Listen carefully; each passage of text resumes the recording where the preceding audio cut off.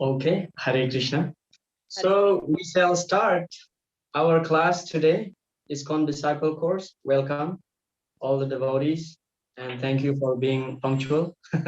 Hare Krishna. So we will start with the Mangala Charan prayers to invoke auspicious. Hare Krishna. Om Jnana Timirandasya Jnananjana Salakaya Chaksurunmilitam Jena Tasmai Sri Gurave Namaha Sri Chaitanya Manobishtam Stapitam Jena Bhutale Swayam Rupa Kada Mahyam Dadati Shwapadantikam Vandeham Sri Guru Sri Juta Padakamalam Sri Gurun Vaishnavamsha Sri Rupam Shagrajatam Sahagana Raghunatam Vitam Tam Sajivam Sadvaitam Savadutam Parijana Sahitam Krishna Chaitanya Devam Sri Radha Krishna Padan Sahagana Lalita Sri Visakanvitam Cha He Krishna Karuna Sindhu Dina Bandhu Jagatpate Gopesha Gopika Kantha Radha Kantha Namostute Tapta Kanchana Gaurangi Radhe Vrindavaneshwari Vrishabhanustute Devi Pranamami Hari Priye Vancha Kalpatarubhyascha Kripa Sindhubhya Evacha Patitanam Pavanebhyo Vaishnavebhyo Namo Namaha Jai Sri Krishna Chaitanya Prabhu Nityananda Sri Advaita Gadadhara Shivashadi Gaura Bhakta Vrinda Hare Krishna Krishna Krishna Hare Hare Hare Rama Rama Rama Hare Hare Ukam Karoti Vachalam Panglunglam Khayate Girim Jatkripa Tamaham Vande Sri Gurun Dinataranam Hare Krishna. Srila Prabhupada ki jai. Hare Krishna. Some points from yesterday. Anybody would like to share to refresh our memory so we can continue to our next discussion. So before that, I would like to ask, some of you may share what we have discussed yesterday. Hare Krishna. Anybody can share one point.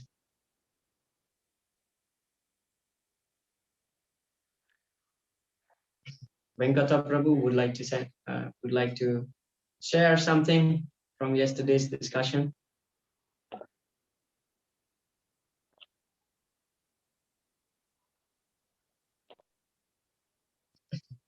Or any other devotees? Yes, Prabhu. Maybe Uma Mataji?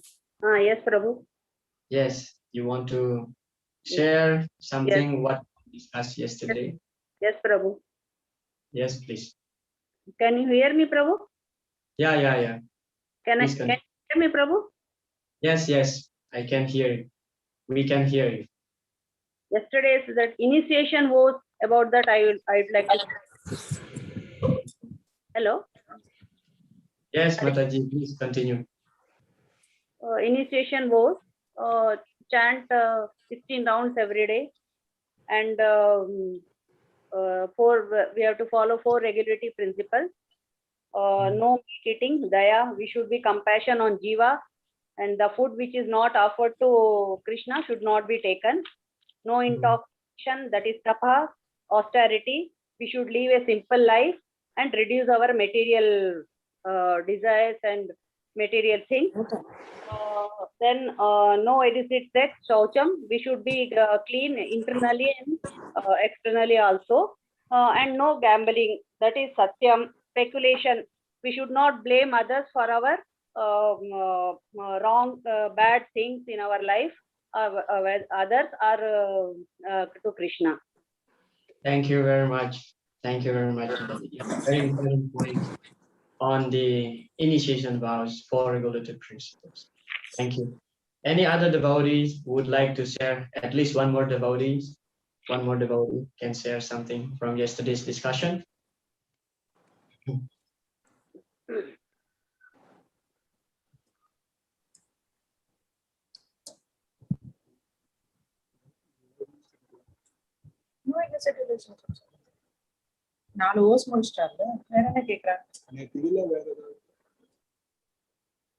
All right.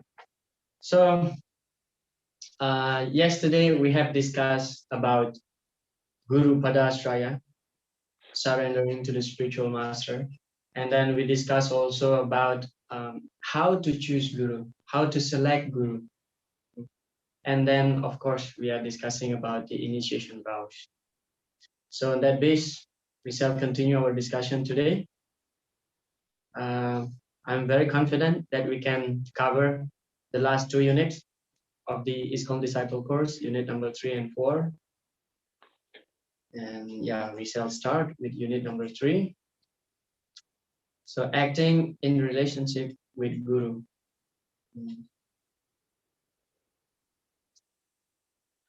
So the first lesson is Guru Puja, and then second one is Guru Seva, and the third one is Guru Apun Vani Seva, and then the fourth one is Guru Tyaga. So of course, we were discussing yesterday that actually before taking initiation, we have to be very careful in choosing our spiritual master. And then we have to follow the instruction of the spiritual master, especially following the 4 regulative principles. So in that way, actually, the relationship between the disciples and the spiritual master may continue, should continue till we attain our desired success in life. But then there is some case when we can reject our spiritual master, Guru Tyaga. This is called Guru Tyaga. We are rejecting the spiritual master. So we'll discuss this also, under what circumstances that we have the right to reject the spiritual master. Of course, it's obvious, okay, when the spiritual master falls down or breaking some rules and regulation, especially with the 4 regulative principles. But in some circumstances also, that when not to reject the spiritual master, although he is fallen. So we'll discuss that also. All right. Yeah, lesson number 8, Guru Puja. Guru Puja. So of course, in our Mangalarati prayers, yeah, this is the 7th stanzas written by Srila Viswanath Chakravarti Thakur. Saksad Haritvena Samasta Sastrai Utas Tatha Bhavyata Eva Sati. The spiritual master is honored as much as the Supreme Lord because he is the most confidential servitor of the Lord. Yeah. In the first day of our discussion of the ISKCON Disciple course, in the first day, so we're discussing also about how actually the spiritual master, his position, his tattva, is actually, he's not different from Krishna. He's not different from Krishna. He's the direct manifestation of Lord Krishna. And then here, Srila Viswanath Chakravarti Thakur mentioned that the spiritual master is honored as much as the Supreme Lord because he is the most confidential servitor of the Supreme Lord. So it doesn't mean that when we respect the spiritual master as much as we respect Krishna, it doesn't mean that the spiritual master occupy the position of God. The spiritual master, although being honored as much as how we honor Krishna, the real guru, real spiritual master will not take advantage of this kind of situation in which he may claiming as God, So a real guru will always remain humble. So still, we have to respect the spiritual master as much as Krishna. That's why we are worshipping our spiritual master every day. Every day. Vande Guru Sri Charanara Vindam. Yeah. In that prayer, we are praying that actually we are offering our obeisances. So every day we have to do Guru Puja, worshipping the spiritual master by bowing down, by offering some, incense and other paraphernalias, an arati. So like this. This is also another verse. This is the conversation between Lord Shiva and Parvati. Aradhadanam sarvesam Vishnur aradhanam param Tasmat Paratharam Devi Tadiyana Samarchana. Of all kinds of worship, Lord Vishnu, of all kinds of worship, Vishnu, of all kinds of worship, worship of Lord Vishnu is the topmost. However, above the worship of Lord Vishnu is the rendering service to Vaishnavas who are related to Vishnu. So Parvati, one time he was asking Lord Shiva, so who is the topmost object of worship? So that verse is given by Lord Shiva to Parvati. Aradhanam sadvisam Vishnu aradhanam panam. Out of all objects of worship, Krishna is the topmost. But then even higher than worship to Krishna is to worship Krishna's devotee. Because Krishna's devotee is actually very, very dear to Krishna. Very dear to Krishna. Even Krishna himself can tolerate the insult against himself. Krishna can tolerate any offense against himself, but he cannot tolerate the offensive against his devotees, pure devotees. Yeah. Therefore, Krishna even more dear to his devotees than to himself. That's why worship to Krishna's devotee is even higher than worshipping Krishna. So this is the principle. Yeah.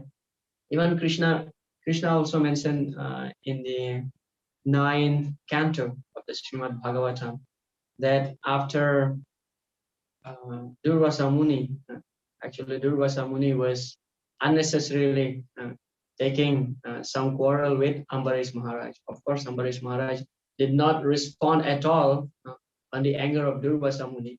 But then, of course, Lord Krishna sent his Sudarshan Chakra to protect Ambarish Maharaj. And after that, of course, Durvasa Muni surrendered himself to Ambarish Maharaj.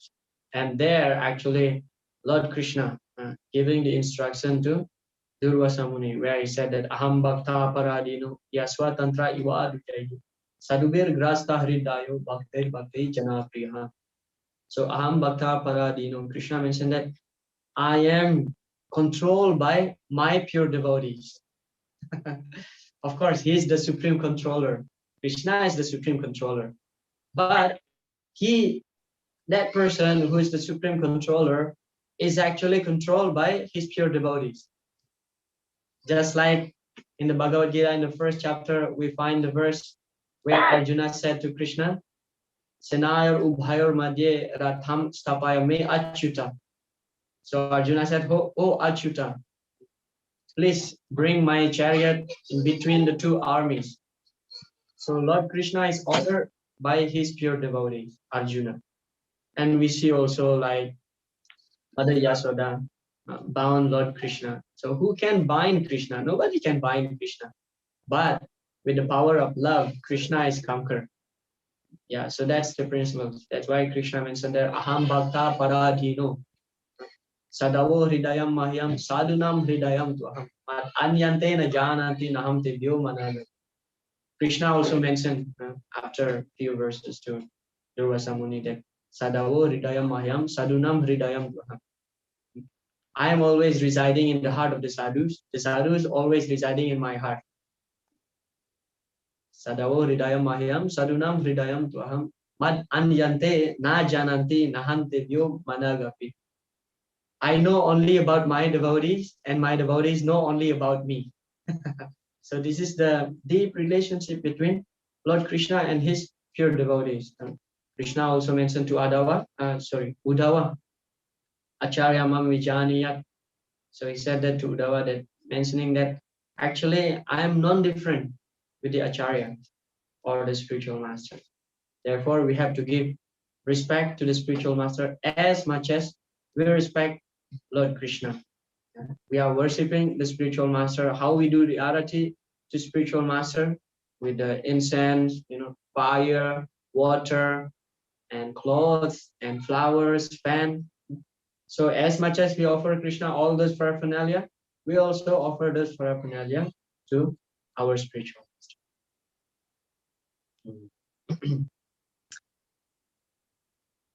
So this Guru Puja, which we are doing, is not self-aggrandizement.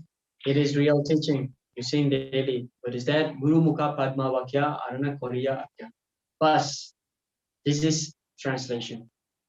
I tell you frankly, whatever little success is there in this Krishna consciousness movement, I simply believe what was spoken by my Guru Maharaj. You also continue that, then every success will come. Yeah. So Prabhupada here mentioning about two things.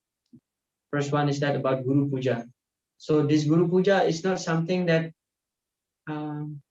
invented recently. It is not self uh, aggrandizement, as Srila Prabhupada mentioned there. It is not something that he created or somebody created, but it's already there since time immemorial. This is the culture.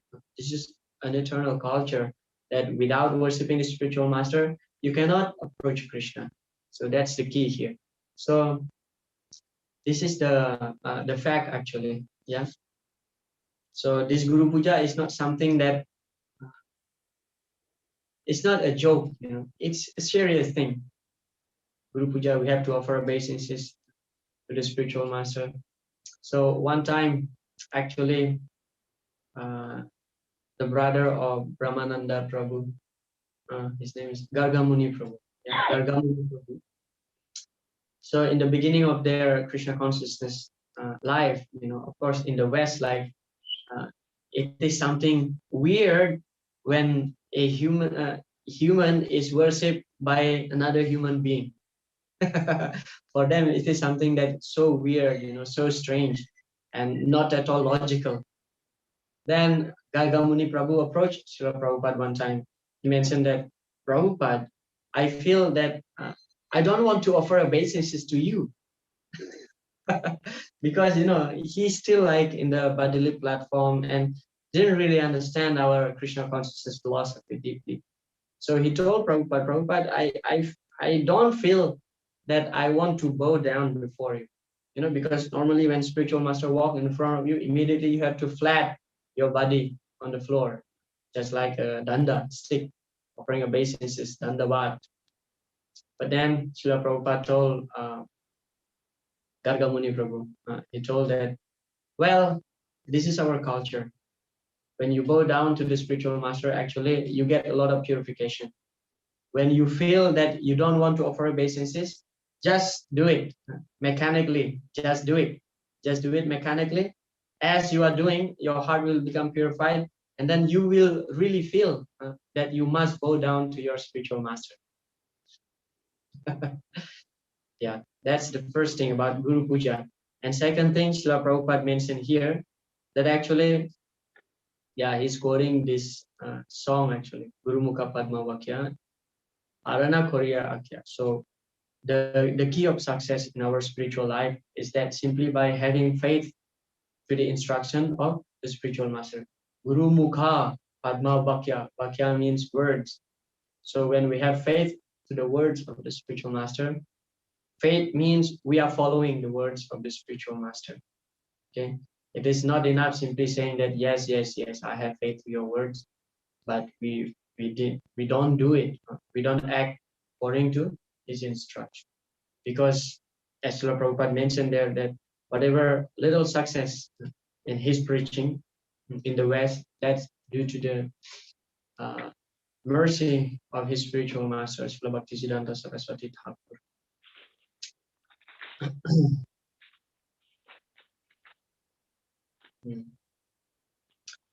So this is about formal worship of ISKCON Gurus. Yeah, we are talking about Puja. So there are some guidelines here.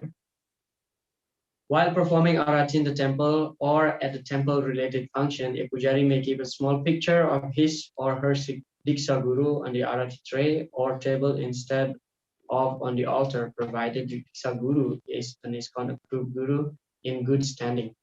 So while doing arati, we have to keep the picture of our Guru separately from the altar.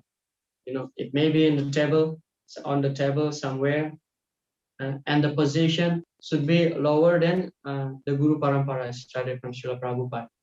So our Guru's picture, Diksha Guru picture, should be lower and also smaller in size, and it should not be on the same platform. It should be separate and on the lower platform, because we must respect the higher acharya, especially Srila Prabhupada.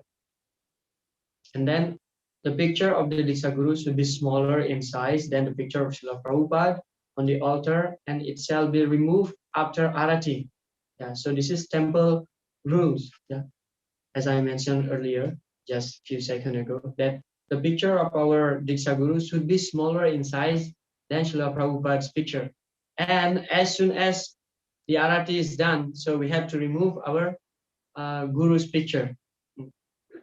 That's the rule, temple rule. But if you are at home, that's okay to always keep the picture of your Guru on the altar, but not on the same platform along with the Acharya's picture, like Srila Prabhupada's. And then the disciples of ISKCON Gurus, other than Srila Prabhupada, may offer Guru Puja on their Gurus outside the temple room. Temples should provide facility for these disciples to worship.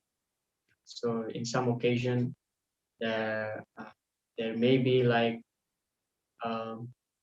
arrival of the spiritual master. So if they are welcome outside the temple, temple should provide the facilities for that worship, like Pada Puja, for example. No one in ISKCON will be addressed publicly with the honorific title His Divine Grace, nor be addressed either publicly or privately by the honorific ending in Pada or Deva.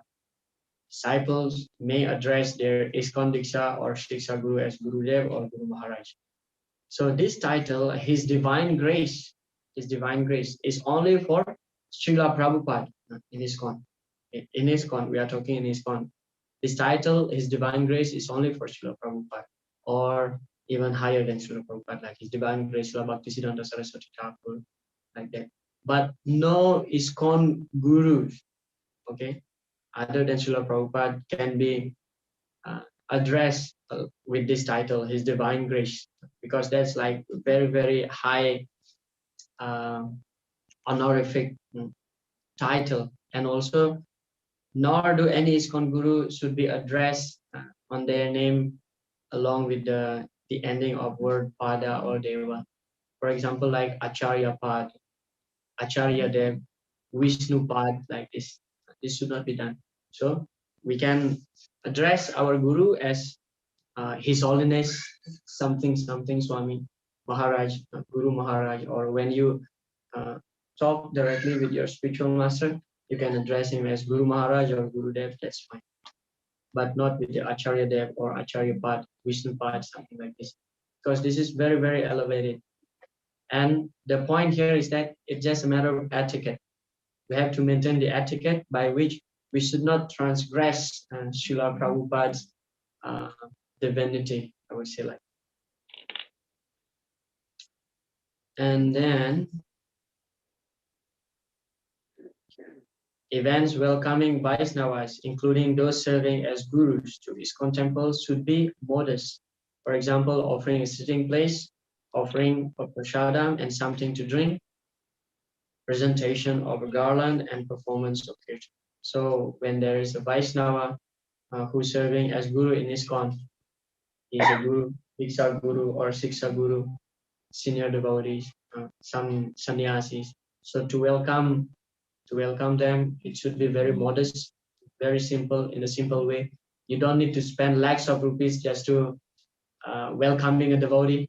It's just enough by kirtan, garland, offer a seat, some water to drink, like this. It should be very simple, modest. ISKCON members shall celebrate Srila Prabhupada's Vyasa Puja ceremony as the preeminent Vyasa Puja ceremony in ISKCON. All ISKCON members are requested to write an annual Vyasa Puja offering to Srila Prabhupada.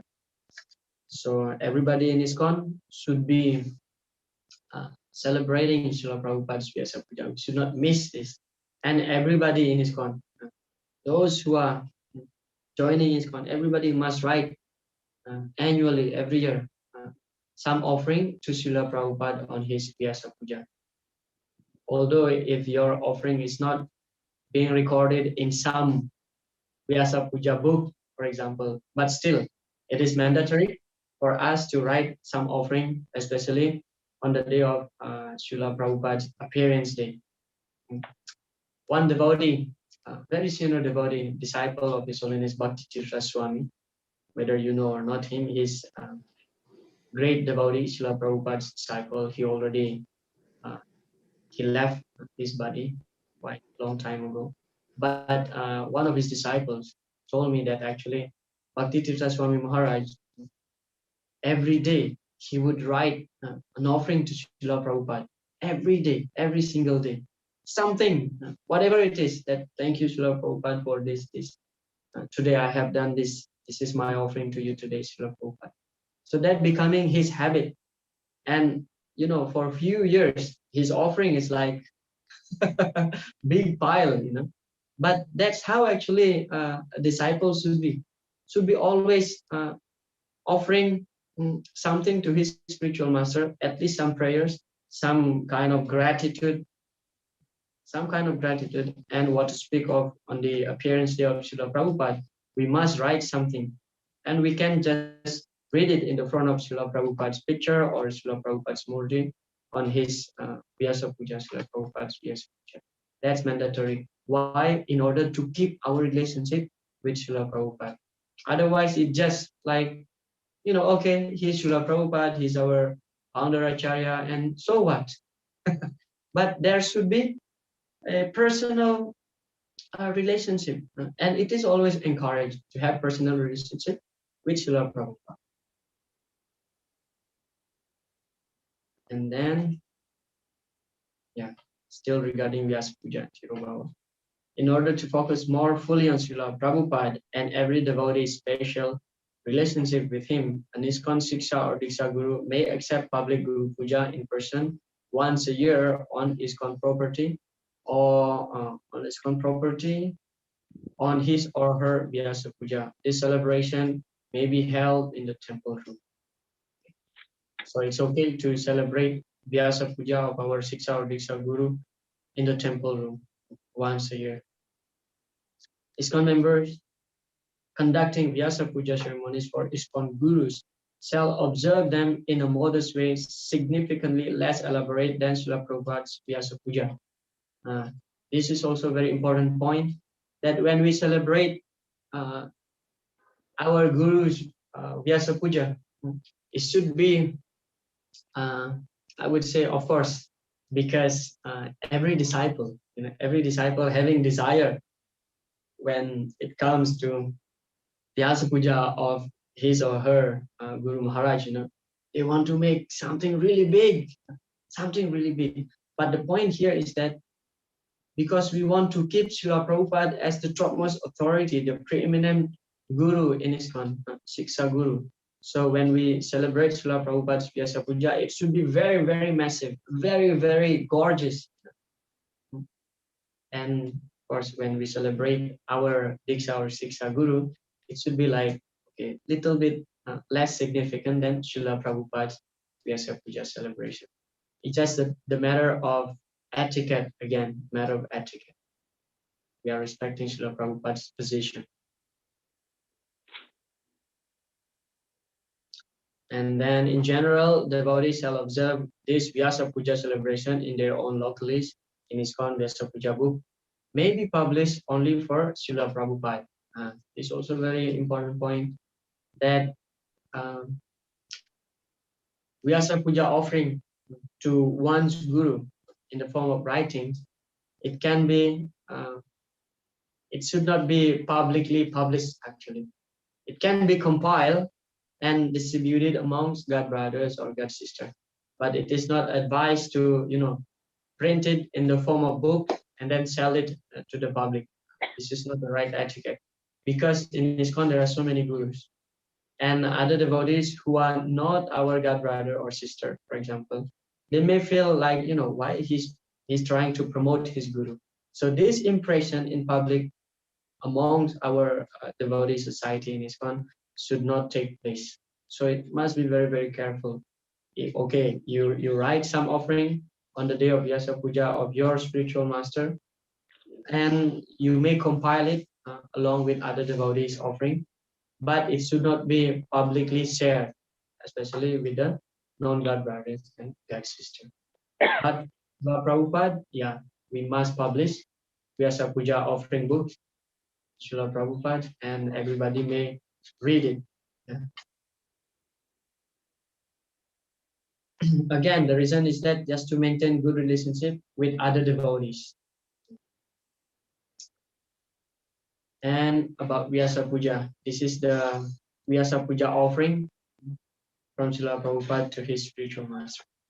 Herein lies the secret of Sri Vyasa Puja. When we meditate on the transcendental pastimes of the Absolute Godhead, we are proud to feel that we are his eternal servitors, and we become jubilant and dance with joy. All glory to my divine master, for it is he who has out of his unceasing flow of mercy stirred up within us such movement of eternal existence. Let us bow down at his lotus feet. So if we observe this very carefully, Srila Prabhupada is showing one of the great qualification of the devotees. And what is that? He's so poetic. One of the qualification of the devotees, of course, there are unlimited qualification of devotees, such as it is explained by Lord Kapila in the third canto. Tiksawa Karunika Suvrida Sarvadehinam Ajata Satrava Santa Sadava Sadhu Bhushana. But apart from that, another qualification is that being poetic. This is one of the devotees' quality, being poetic. That's why we see in the Vaishnava bhajan, the Vaishnava song, the Vaishnava bhajan, all these songs are compiled by our acharyas in such a poetic way, and their words is actually full of spiritual, transcendental lamentation. This is the symptoms of the devotee's qualification. Great qualification of the devotee is to be poetic. All right. This is the verse from Adi Purana. Yesterday, I already mentioned this verse. It appears here again. Yeme bhakta jana partha name bhaktas chate jana. Mad bhaktanam chaye bhaktas teme bhakta amataha. Those who are my direct devotees are actually not my devotees, but those who are the devotees of my servant are factually my devotees. Yeah. This is one of Lord Chaitanya's teaching, to be the devotees of Krishna's devotees. Gopi Bhaktu Pada Kamalayor Dasa Dasa Anudasa. All right, so that's the end of this presentation on Guru Puja. On Guru Puja. Whether any question or comments on this before I move ahead regarding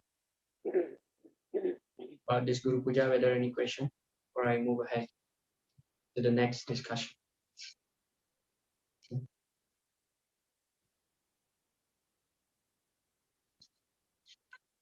All right, so your silence is an answer for me. Okay, we continue. Lesson number 9, Guru Seva. So after Guru Puja is Guru Seva, service to the spiritual master. The importance of serving the spiritual master. Just like if you purchase something, you must pay for it. Therefore, it is called Sevaya. You cannot pay by returning the value which is taught by the spiritual master. That is not possible. Therefore, it is called Sevaya. Dedicate your life for his service. You cannot pay. What you have got to pay the spiritual master, to pay a spiritual master. So this is the principle. Once we surrender to a spiritual master, that means we are fully under the care, under the responsibility of that guru. Because just like Krishna giving promise in the Bhagavad Gita, Sarva Dharman Parityaja Mamekam Saranam Braja Aham Tvam Sarva Papebhyo Mokshayashyami Master. So Krishna is giving the guarantee. Give up all kind of materialistic dharma and just surrender to me. I will give you the guarantee by which you will be free from all sinful reaction. Do not fear. So Krishna is giving the guarantee to those who surrender to him that he will be under Krishna's care. Under Krishna's care, so you don't worry. So similarly, like that also, because after all, the spiritual master is the representative, direct representative of Krishna.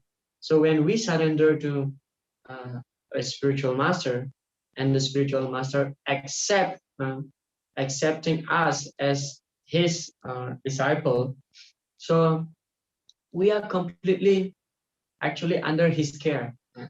Therefore, Srila Prabhupada mentioned here, we cannot repay our debt to the spiritual master. We are whole life, for entire life, even life after life, we are completely indebted to our spiritual master. We cannot even pay. It doesn't, even if you give your spiritual master, for example, $1 million, and you say that now I'm free of duty to serve you because I give you $1 million. No, it is not like that. What Srila Prabhupada mentioned here in that quotation, Srila Prabhupada said, you must dedicate your life. You must dedicate your life to your Guru. That's the only way how you can pay your debt, and that is called service. You must serve him wholeheartedly. In the past time of Srila Prabhupada, in the early days of our ISKCON movement, I would like to share some story here. So, of course, in the beginning, Srila Prabhupada came to America in 1965, and then after 1 year, start to register ISKCON, and he just, he had just a few disciples, okay? And then all these devotees, they are all new with the Krishna consciousness philosophy. They just joined. They took initiation. They just joined. They don't know much about our philosophy. And Srila Prabhupada, because he's in such a mood, urgent mood, we must spread Krishna consciousness movement. This is the only remedy to save the whole world. And then Srila Prabhupada sent different disciples to different countries to preach Krishna consciousness movement. So one incident, Srila Prabhupada ordered Guru Das Prabhu and Yamuna Mataji. So they are a very nice couple. Srila Prabhupada's one of Srila Prabhupada's first disciples. A very nice couple, Guru Das Prabhu and Yamuna Mataji. Yamuna Mataji, the one who sing the Govinda Madhipurusha during the what we call Darshan Arati. So this Yamuna Mataji and her husband Guru Das Prabhu. So Srila Prabhupada called them and then asked both of them to go to Japan for preaching. They are completely new in Krishna consciousness. They don't know any philosophy. But Srila Prabhupada said, you just go there, preach Krishna consciousness, open the temple. And then they said that, but Prabhupada, we don't know anything. How we can preach Krishna consciousness? We don't know anything. Prabhupada said, you just go on my order. So what happened here, actually the principle is that along with order, the empowerment is already there. The empowerment is already there. When the spiritual master gave the order, automatically the empowerment, the Shakti is there. Kali Kalera Dharma Krishna Nam Sankirtan. Krishna Shakti Vina Nahe Tara Pravarta. So this is from Chaitanya Charitamrita. So the Yuga Dharma for Kali Yuga is Krishna Nam Sankirtan. But Krishna Shakti Vina Nahi Tara Pravarta. Without the Krishna Shakti, without the empowerment from Krishna, one cannot spread Krishna Shakti Vina Nahi Tara Pravarta. One cannot spread the Sankirtan movement. Then how to get that Shakti is by pleasing the spiritual master. And then when the spiritual master give the order, Krishna gives the empowerment along with that order. So we should not doubt actually. When the spiritual master asks us to do something, we have to have full faith. Whether it is success or not, it is not our business. Our business is just to have faith on that order and then do it. Krishna says in the Bhagavad Gita, Karmaneva dikaraste mafale sukadachana akarma phala heturvar mate sangosva karmani. Just perform your duties, and then don't think that the result is because of you. You are not entitled with the result. Everything is depend on me, success or failure. So finally, Guru Das Prabhu and Jamuna Mataji, both of them, they went to Japan. They don't understand their language, nothing. And then what happened in Japan? They ran a flat, an apartment.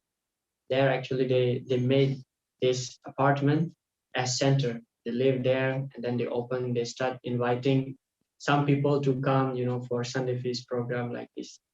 And then after 1 year, so Guru Das and Yamuna Mataji wrote letter to Srila Prabhupada. At that time, Srila Prabhupada was in the US, and that letter reached Srila Prabhupada, and then the letter was saying that Srila Prabhupada, we open up a center, and then we got some few Japanese new devotees joining us. And Srila Prabhupada was so excited, and immediately Prabhupada replied that very soon I will come to Japan to see you.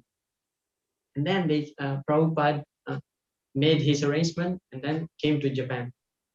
And of course, at that time, they don't have property there, like house, permanent place.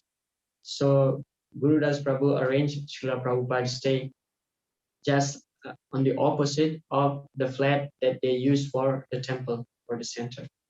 So across the street, like this, one building, the temple, and then in this building, Srila Prabhupada stayed. They ran a room there for Srila Prabhupada. And then in one morning, in Japan, so Srila Prabhupada was chanting his japa in his balcony. And then by chance also Yamuna Mataji was chanting japa, and then she came out to the balcony. So both of them met together like this across the street, different building. In the balcony, they're seeing each other. And then Yamuna Mataji was crying. Yamuna Mataji was crying, looking at Srila Prabhupada. And then Yamuna Mataji, with shaking, faltering voice, she said to Srila Prabhupada, Srila Prabhupada, I love you so much. And then Prabhupada looked at her, and Prabhupada said, I know.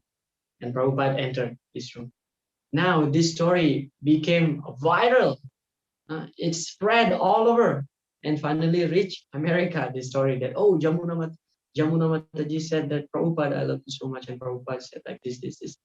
And then when Prabhupada returned to the US, and then the devotees, receiving him, and then there was one Mataji said to Srila Prabhupada, Prabhupada, we also love you. And then Prabhupada said, stop this nonsense. Love means when you do something to prove your words. This is love. Like Guru Das and Yamuna Mataji, Guru Das Prabhu and Yamuna Mataji. They're not simply claiming as disciple or saying that, Prabhupada, we love you, but they really try to serve Srila Prabhupada and please Srila Prabhupada. Doesn't matter, they don't know any philosophy, they don't know their language, but still they just have faith on Srila Prabhupada's word. They went to Japan and they created some devotees. So Prabhupada said that love means you do something for someone. It is not simply words. It is not simply words. So that's how much they sacrifice their lives. So this is called real Guru Seva, serving spiritual master.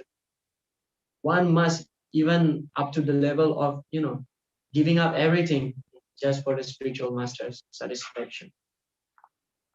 If we see the stories of different devotees in the early days of ISKCON, actually their life is so inspiring. Compared to now, like, okay, the movement is growing so big, we are not so much enthusiastic as how they, in the early days, trying to preach Krishna consciousness. Like Brahmananda Prabhu also, at the time he was Swami, Brahmananda Swami. He was sent to Africa by Srila Prabhupada. Africa, this is very strange country. He doesn't know anything, their language, and but still, before I heard one story that before Brahmananda Prabhu went to Africa, so he was looking the opportunity to get Srila Prabhupada's paduka shoes. So he made a paduka. Brahmananda Prabhu made paduka for Srila Prabhupada made of silver, and then he offered this to Srila Prabhupada, and Srila Prabhupada wear it. And then Brahmananda Prabhu was waiting. When Srila Prabhupada will take off his his shoes, I will take these shoes and I will bring to Africa. But Srila Prabhupada didn't give up his shoes, this paduka. And then Prabhupada was asking, what are you waiting? Why you didn't go? Then he said, Prabhupada, I need your mercy. Prabhupada understood. And Prabhupada gave his paduka, the silver paduka. Take this. This is my mercy. And then he went along with that shoes, with that paduka. Then he created a lot of devotees. Yeah. So that's faith. Faith means we have conviction in the words of our guru, because along with that instruction, the empowerment is already there. Our duty is just to fulfill. Our duty is just to act. Just be instruments. That's it. Success or failure, that it's depend on Krishna. Because actually the real success in our service is that when we have so much effort to serve our Guru and Krishna, that's success. Sometimes Krishna will see our effort more than our achievement. Our effort more than our achievement. Sometimes Krishna will see that.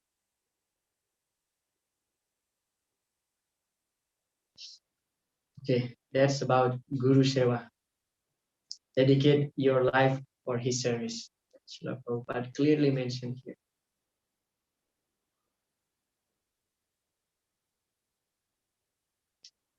The devotees of Lord Chaitanya must preach Krishna consciousness in every village and town in the world. That will satisfy the Lord.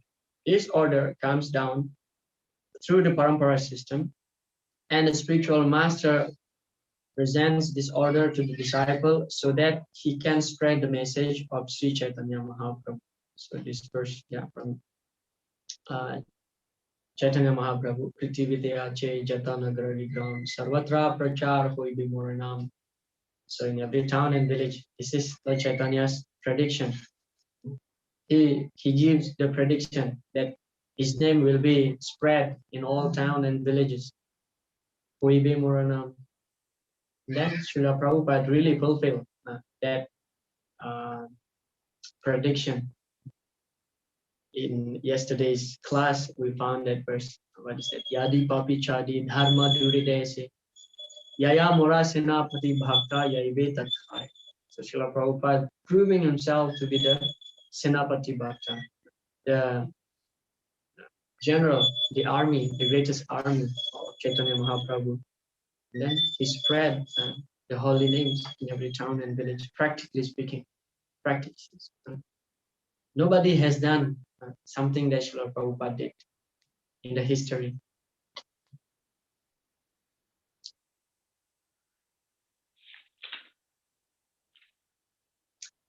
It is the duty of every disciple to carry out the order of the bona fide spiritual master and spread Lord Chaitanya's message all over the world. So this is our duty, preaching. After we are being preached by other devotees, in return to ISKCON, we must preach. We must preach. Jari deko tarikao Krishna upadesh amara agyaya guru anatara aindes. So whomever we meet, just ask them to chant Hare Krishna. Wherever we go, wherever we meet, our main purpose should be connected with Krishna. Na jatra vaikuntaka tasudapaga asadavo bhagavatas tadasrayaha. Na jatra yagyesa makha mahotsava suresha loko apina vaivashevatam. So Srila Narad Muni giving this instruction in the 5th canto. So he mentioned that na jatra vaikuntaka tha sudapaga. So a pure devotee will not go to a place where there is no Krishna Katha. Or if there is no Krishna Katha, he will not go there. And the only purpose he go to some place is to give Krishna Katha. This is the mentality of the devotees. Na yagyesha, what is it? Ayatra Vaikuntha Gata Sudapaka. Nasadhavo Bhagavatas Tadashraya. He will not go to a place where there is no sadhava. Sadhava means the sadhus, the devotees who is performing service. Nasadhavo Bhagavatas Tada Ashraya. So a devotee will not go to a place where there is no other devotees. Or if he must go somewhere, the only reason is that because he wants to establish a center there by which he can give the opportunity to the people to be engaged in Krishna service. And then na yagyesha maka mahotsava. A devotee will not go to a place where there is no festival of sankirtan, of yagya. Na yagya.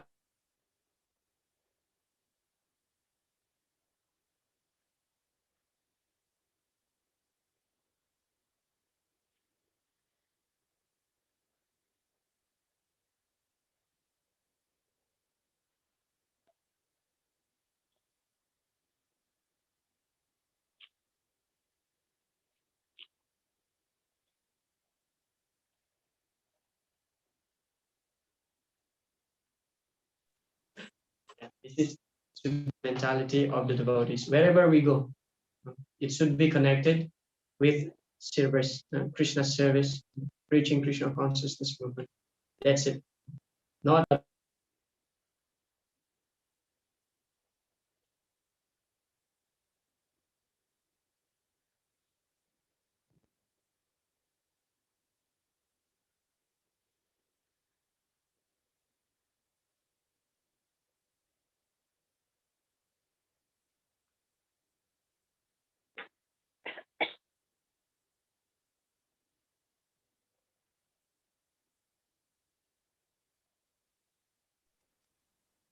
you're right that you have desire to avail my association again.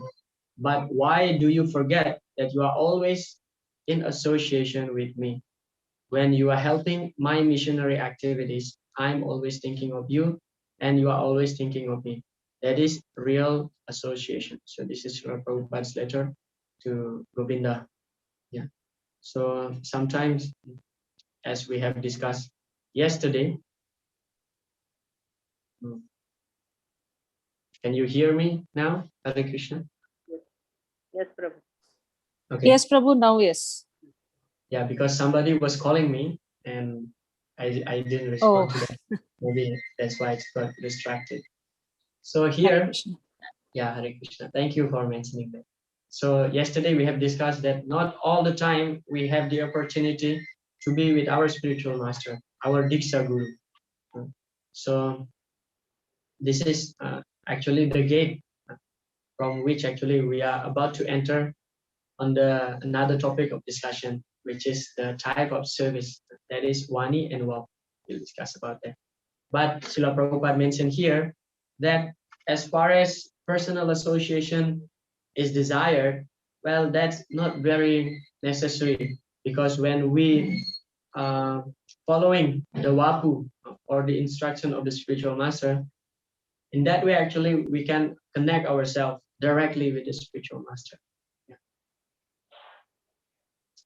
The spiritual master is present everywhere. The spiritual master is present wherever his sincere disciple is trying to serve his instruction. This is possible by the mercy of Krishna. In your attempts to serve me and in all your sincere devotional sentiments, I am with you as my Guru Maharaja is within me. Remember this always. So yeah, although physically the Diksha Guru, the spiritual master, may not be present along with us, but when we are carrying out his order, actually, he's always with us. So one time here in Sri Mayapur, during the Srila Prabhupada is still on the planet, during the Vyasa Puja of Srila Bhaktisiddhanta Saraswati Thakur. So everybody everybody was going to Srila Bhaktisiddhanta Saraswati Thakur's Samadhi here in the Chaitanya Mission, Gaudiya Math. But Srila Prabhupada remained in his room doing his translation work on the Srimad Bhagavatam. And then there was one of his godbrothers, Srila Prabhupada's godbrother came to Srila Prabhupada to his room here in ISKCON Mayapur Lotus building. And his godbrother was chastising Srila Prabhupada. What kind of a disciple are you? Today is our Guru Maharaja's Vyasa Puja. Why you didn't go to his Samadhi at least to offer obeisances? And Srila Prabhupada, at that time he was writing his commentary on Srimad Bhagavatam. And Srila Prabhupada just banged his table, Do you think, Srila Prabhupada was angry, do you think that all of you are fulfilling the mission, the desire of our Guru Maharaj?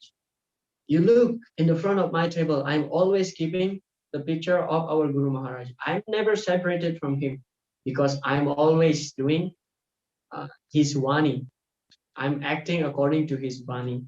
So I'm always connected with our Guru Maharaj. So that was Srila Prabhupada's response.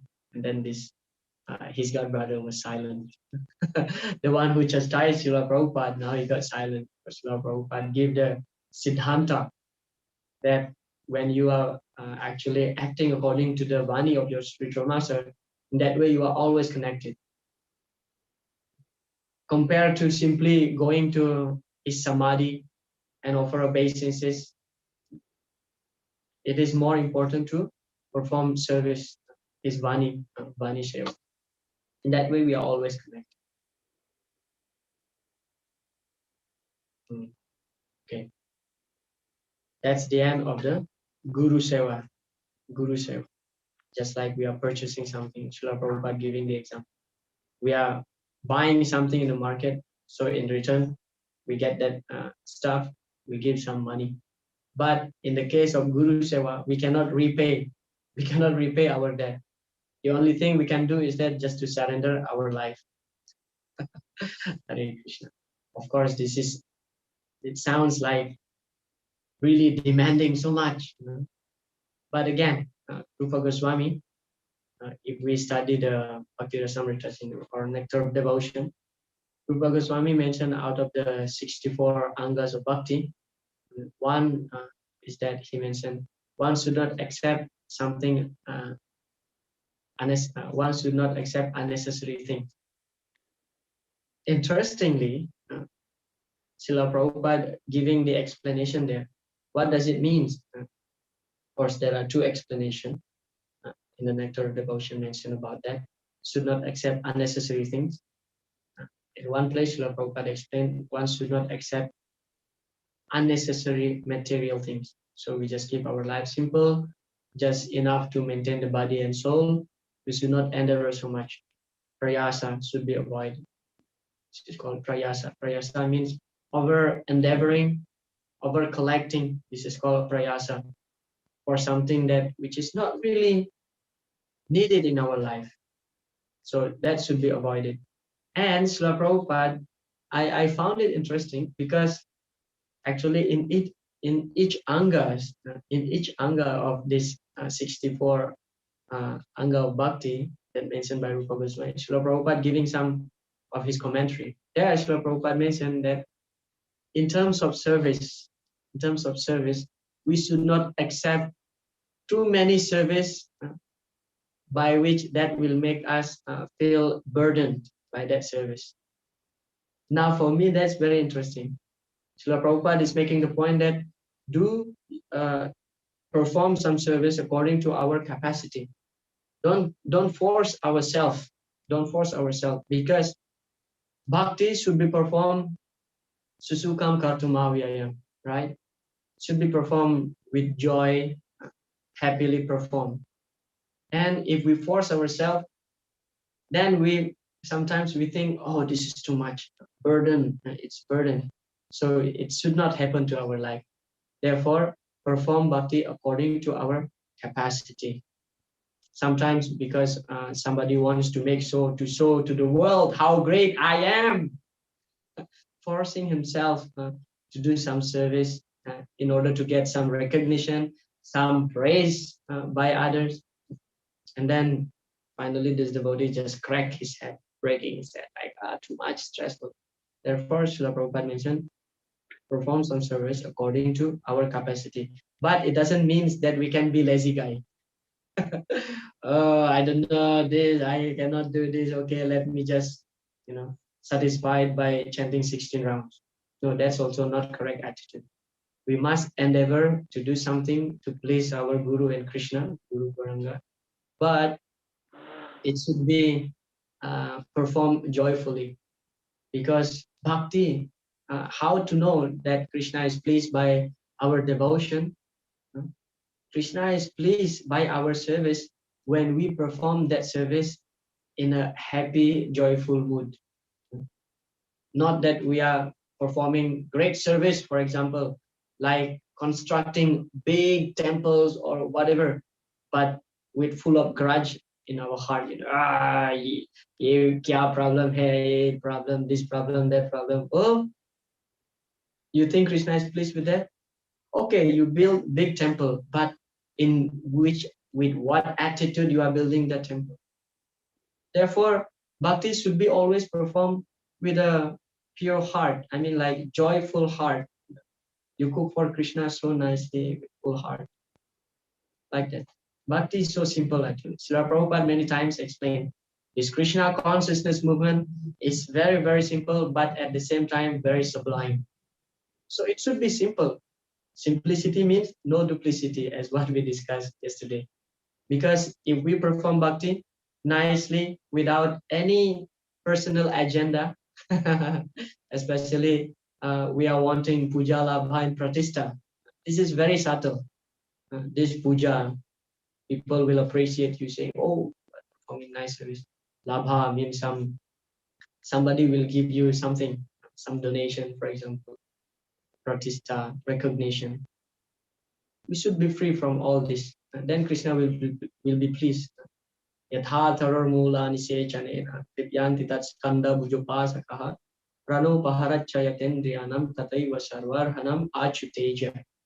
So just like watering the root of the tree, that is enough actually to nourish the whole tree, the branch, the twig, the leaves, the flowers, the fruit. Just like we are putting food in our stomach, all parts of body will be nourished. So similarly, Achyuta Ija, when we worship Lord Achyuta, everybody will be pleased. So the point here is that when Krishna is pleased, then everybody will be happy. But the point is that how to know Krishna is pleased? When we perform our service in a happy mood. Therefore, bhakti should not becoming burden in our life. That's the point here. That's the point. But it doesn't mean that we don't put any effort. When we struggle, happily struggling, there is a happy struggle also. That you feel proud that you are struggling, but for Krishna. I don't want anything. I just want Krishna happy. I struggle, okay, that's fine. This is okay.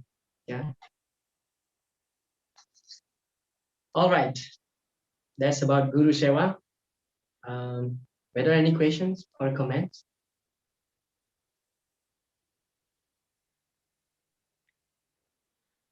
Or else we shall continue our discussion. Guru Seva is done. Next year about Guru, Wapu, and Vani Seva. So we're talking about Guru Puja in the first place. And then after Guru Puja, we talk about Guru Seva. Now there are two types of Seva, Wapu Seva and Vani Seva. I believe that all of us get familiar with these two terms. Yeah, these terms, Guru Wapu and Vani Seva. So Wapu means physical body, and then Vani means words, or instruction. Sadhu Sangha, Sarva Sasya Koi, Lava Matra Sadhu Sangha, Siddhi Hoy. The verdict of all revealed scriptures is that by even a moment's association with a pure devotee, one can attain all success. You see, all success in life can be obtained simply by slightly associating with pure devotee. Getting in touch with a pure devotee will make our life success. Uh, just like in my personal life, I just want to share something a little bit. That when I was 18, 18, I was teenager. I was actually studying in a university, and at the same time, I was working in a private bank as a debt collector. And I feel proud, oh yeah, I'm studying in university, and at the same time, I'm working in a bank. So I'm a village boy. So no other boys having such kind of engagement, working in the bank and also studying in university. I was proud of myself, and suddenly there was a group of brahmachari. They came. We have some program in our house, and then he asked me, "So Prabhu, what are you doing now?" I said, "I'm studying in university and I'm working in a bank."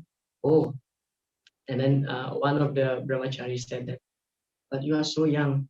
Why you struggle so hard? What you want in life?"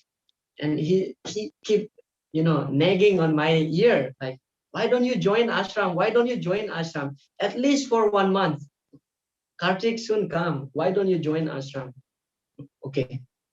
Then I asked my parents, "Okay, let me take a break. I want to take a break from my job and also university. I'll go to temple and live there for a month in the ashram." My parents didn't agree, but I just ran home. I ran away from my home. I joined ashram, and then up for the whole Kartik, I was staying in ashram, staying in the temple. And I remember my only service. There are two services. My only service. One is cleaning the floor, and second is cleaning the dish in the kitchen. Yeah, this this service was given to me specifically because I was new bhakta. I mean, new devotee who joined the temple. But then after this month, I feel really nice, and I don't want to go back. Then I call my mom, "Look, now I'm becoming full-time devotee. I will not come back." Oh, my mom starts screaming, like, "Ah, why you are going? Why you not satisfied? Stay home. We do our kirtan and so on." But I already feel how great it is being engaged in Krishna's service. So this is the advantage. A slight association with a sadhu will make your life success. Otherwise, I will become like so much enamored by, you know, money, this and that. Finally, what happened? University study half done. I didn't get the degree. Job also finished. But yeah, I feel personally my life is better. So that's the contagious effect of associating with the devotees.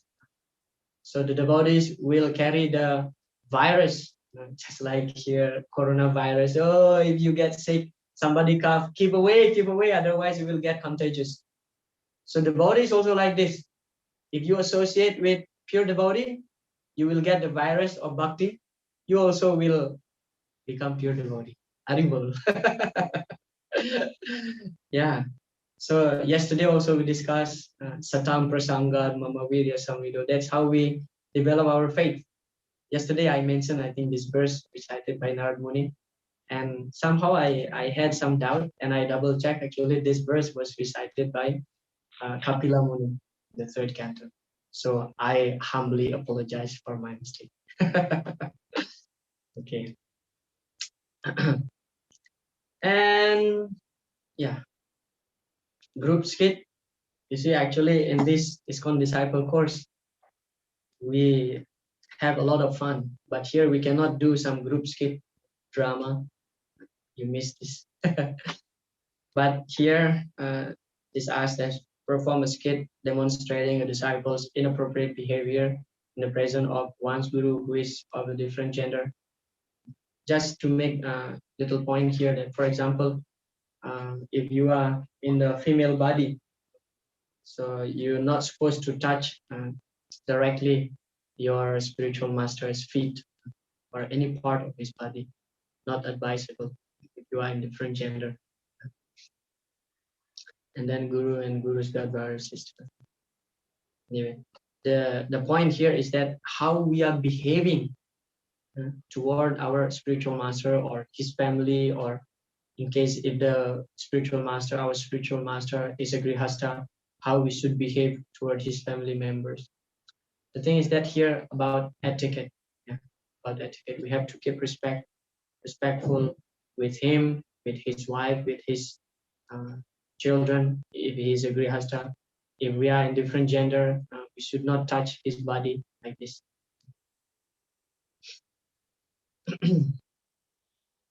Yeah. My dear Sanatan, although you are the deliverer of all the entire universe, and although even the demigods and great saints are purified by touching you, it is the characteristic of a devotee to observe and protect the Vaishnava etiquette. Maintenance of the Vaishnava etiquette is ornament of a devotee.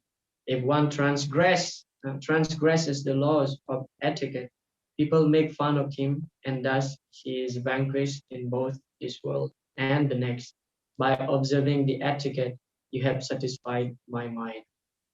So this is the conversation between Chaitanya Mahaprabhu and Sanatana Goswami. Yeah, the importance of etiquette, Vaishnava etiquette, how we behave, especially toward our senior. Yeah, well, there are different ways how to see seniority.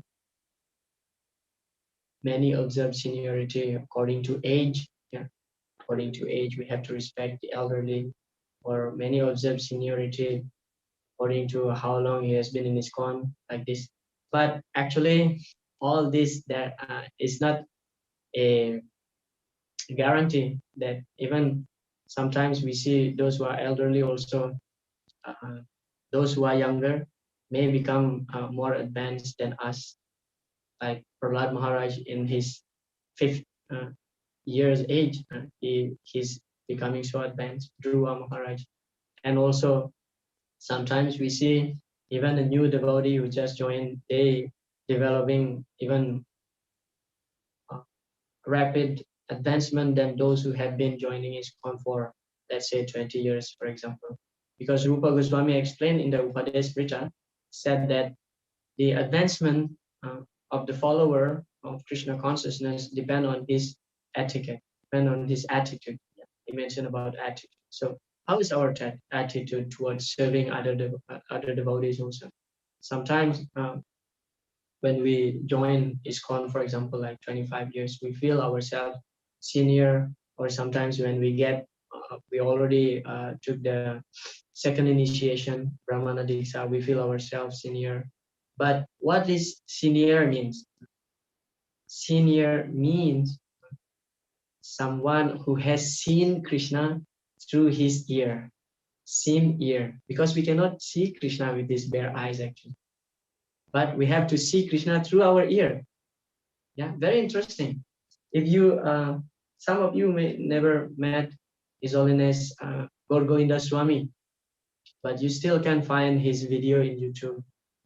Whenever he gives lecture, actually, he always glorifies the importance of hearing. And this hearing, Krishna Katha, is one of his favorite lecture. When he speaks, somehow or other, he just come to this point that, hearing is very important. Because the effect of hearing, Pravrishta Karnarandrena Swanam Bhava Sarorupam Dunoti Samalam Krishna Shalilasya Yatha Sarat.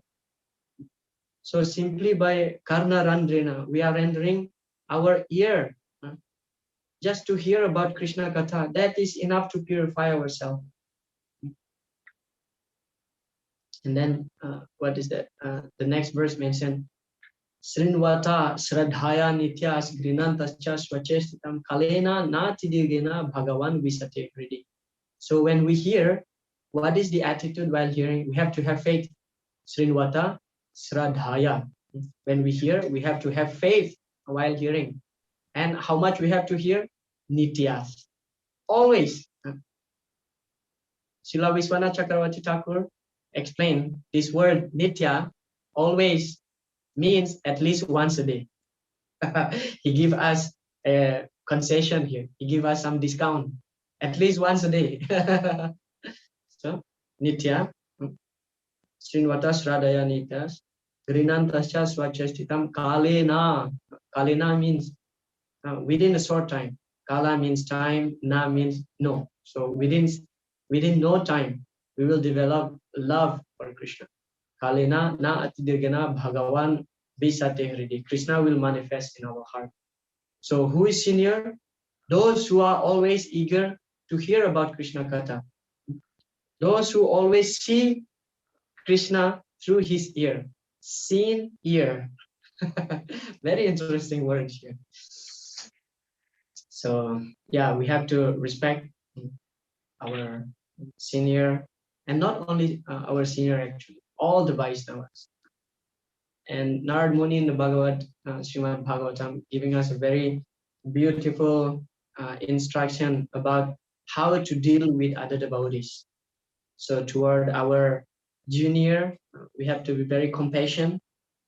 Toward our equal, we may develop friendship. And then toward our senior, we have to serve them respect, take guidance from them. So that is etiquette. Yeah.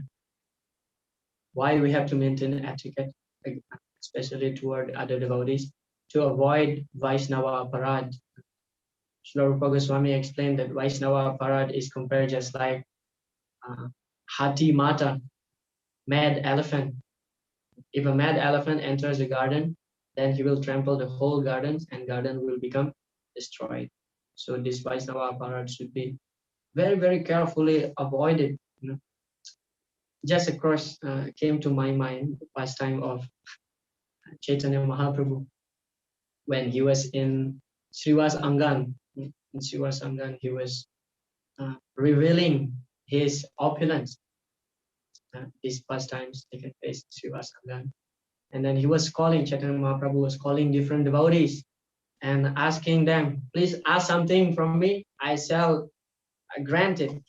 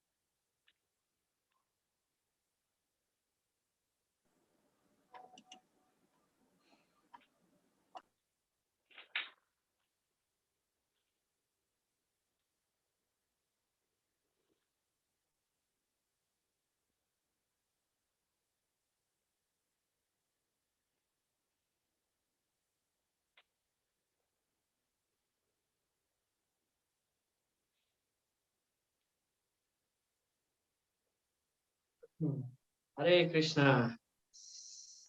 Ah, so I apologize for being disconnected for some time because suddenly electricity is gone and then Wi-Fi is gone. We are very much dependent on this modern technology. However, Srila Prabhupada instructed us make the best use of the bad bargain. Yeah. So, all right, we shall continue our discussion. So, regarding Vaishnava Aparat, yeah, in the pastime of Chaitanya Mahaprabhu, so when he revealed his opulence in Srivas Thakur's house, he was giving everybody benediction with the, Krishna Prema. You shall get Krishna Prema like this. But then Chaitanya Mahaprabhu said to the devotees that, but amongst all of you, there is only one person that I will not give Krishna Prema. And who is that? She is Sachimata. To his mother, Chaitanya Mahaprabhu said, I will not give the benediction of Krishna Prema. And then the devotees was complaining. What's wrong? What's happened? What happened? She is your mother, very dear to you. Why she is not deserved to get Krishna Prema? And then Chaitanya Mahaprabhu narrated a story that actually she was an offender. She committed Vaishnava Aparad against a great Vaishnava. And who is that Vaishnava that Sachimata offended? That is Advaita Acharya. So when Vishwarup, Sri Chaitanya Mahaprabhu's elder brother, was a small child, he used to come to Advaita Acharya when Advaita Acharya was giving Katha, Srimad Bhagavatam class like this. And then Vishwarup developing the symptoms of having Krishna Prema and finally, taking renowned sorrow of life. So Sachimata, she doesn't want that Nimoy will follow the footstep of his elder brother to become a sannyas, because Sachimata, she is very attached to Lord Chaitanya. So in her mind, actually, Sachimata at that time, as soon as Vishwarup took sannyas and left home, Sachimata was blaming Advaita Acharya in her mind. And Chaitanya Mahaprabhu knew it, because Chaitanya Mahaprabhu is the Paramatma in everybody's heart. So just simply by offending other Vaishnavas in our mind, that considered to be greatest aparat against the Vaishnava by Lord Chaitanya Mahaprabhu. Therefore, Lord Chaitanya said that Sachimata cannot get Krishna Prema. And then all the devotees begged Advaita Acharya to forgive Sachimata. And Advaita said, no, I never take any offense. And then Sachimata, when Advaita Acharya was turning his face somewhere else, immediately she took the dust of Advaita Acharya's lotus feet and poured over her head. And Chaitanya Mahaprabhu said, now she can get Krishna Prema. So we understand here that Vaishnava Aparad is, as much as possible, we must avoid it. We must avoid it. Never think bad about other devotees. Don't offend them, even on the platform of our mind. That's very subtle, but still very dangerous. So why we need to keep etiquette? Because as much as possible, we have to avoid Vaishnava para. And also etiquette is considered to be our ornament. When we behave properly toward other Vaishnavas or in the society, people will see that, oh, he's so nice. So like ornament in our life. Okay, that's about, oh, still here, about Guru, Wapu and Vani Seva. Yeah. Etiquette. Inquiring from Guru. Tadvini pranipatena pariprasnena sevaya upadesante jnanam jnaninas tattvadarsinaha. Just try to learn the truth by approaching a spiritual master, inquire from him submissively, and render service unto him. The self-realized souls can impart knowledge unto you because they have seen the truth. So there are three things mentioned here regarding the qualification of the disciple. And there are two things mentioned here regarding the qualification of a spiritual master. So let's analyze this first. Yeah. So when we inquire to a spiritual master, we have to approach first. Pranipad means we are approaching. How we are approaching? In a submissive mood, humble mood. And then Pranipad, pariprasnena. Prasnena means asking question, inquire from him very submissively also. We should not challenge spiritual master.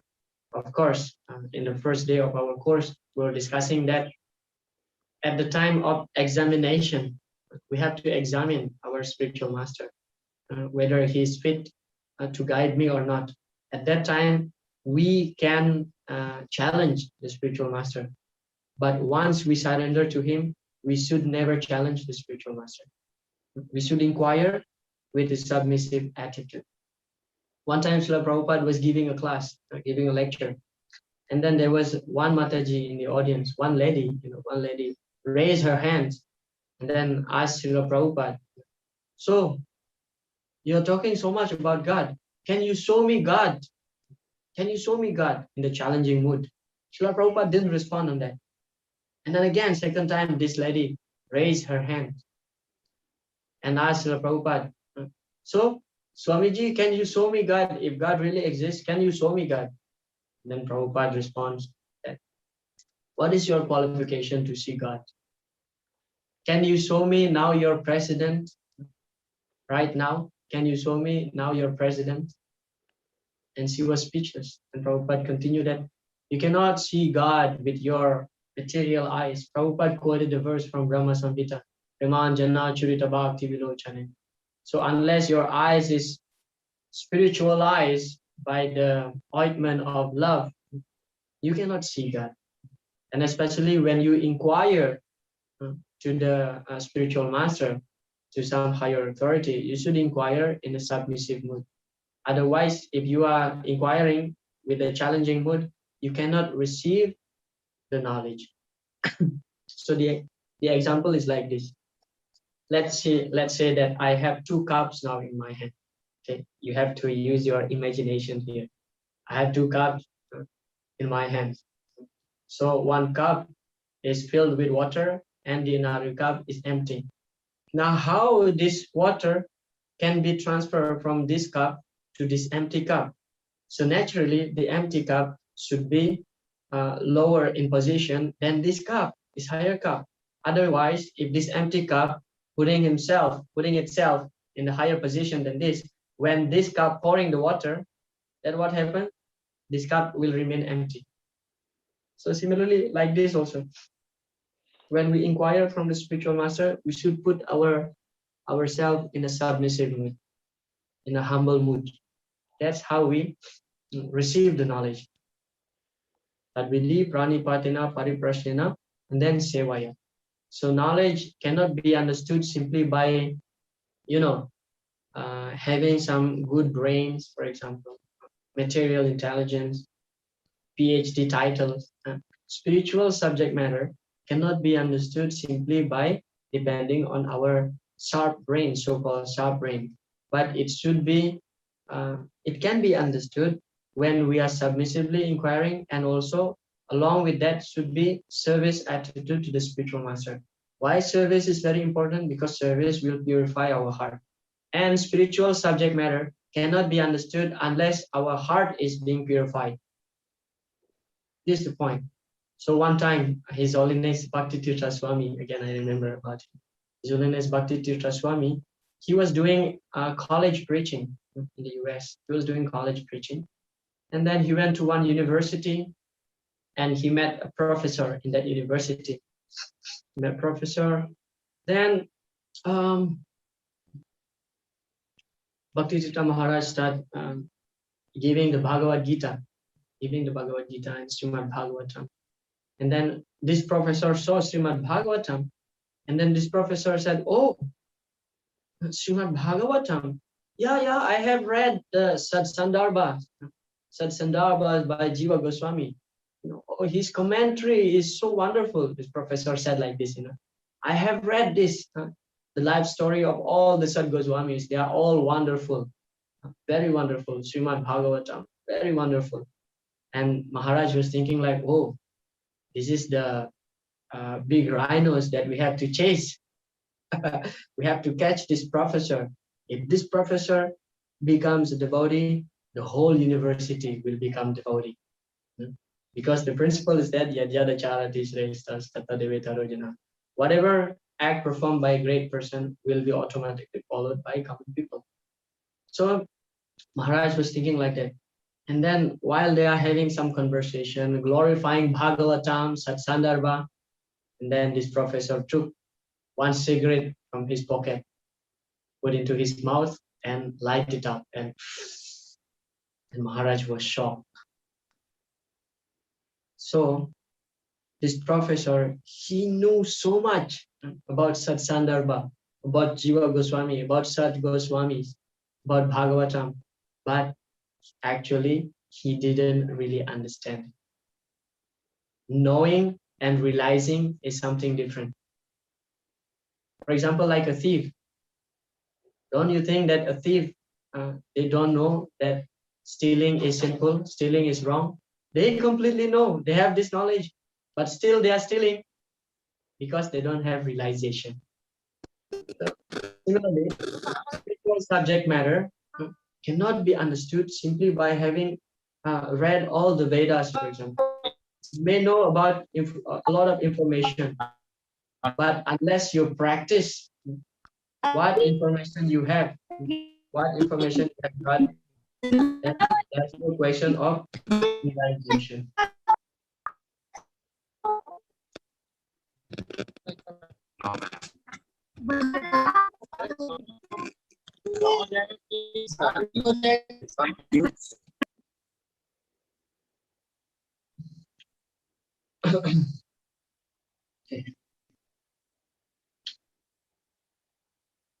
So that's about the qualification of the disciple. And then the qualification of the spiritual master is mentioned also here. First of all, he has to have knowledge. Jai Krishna Tattvaveta, Jai Guru Hoy.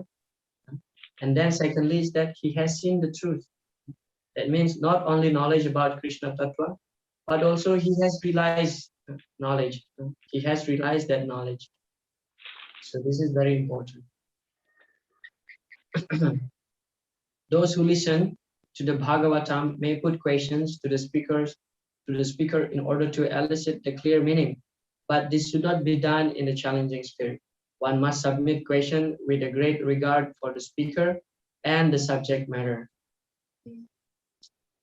This is also the way recommended in the Bhagavad Gita. One must learn the transcendental subject by submissive oral reception from the right sources.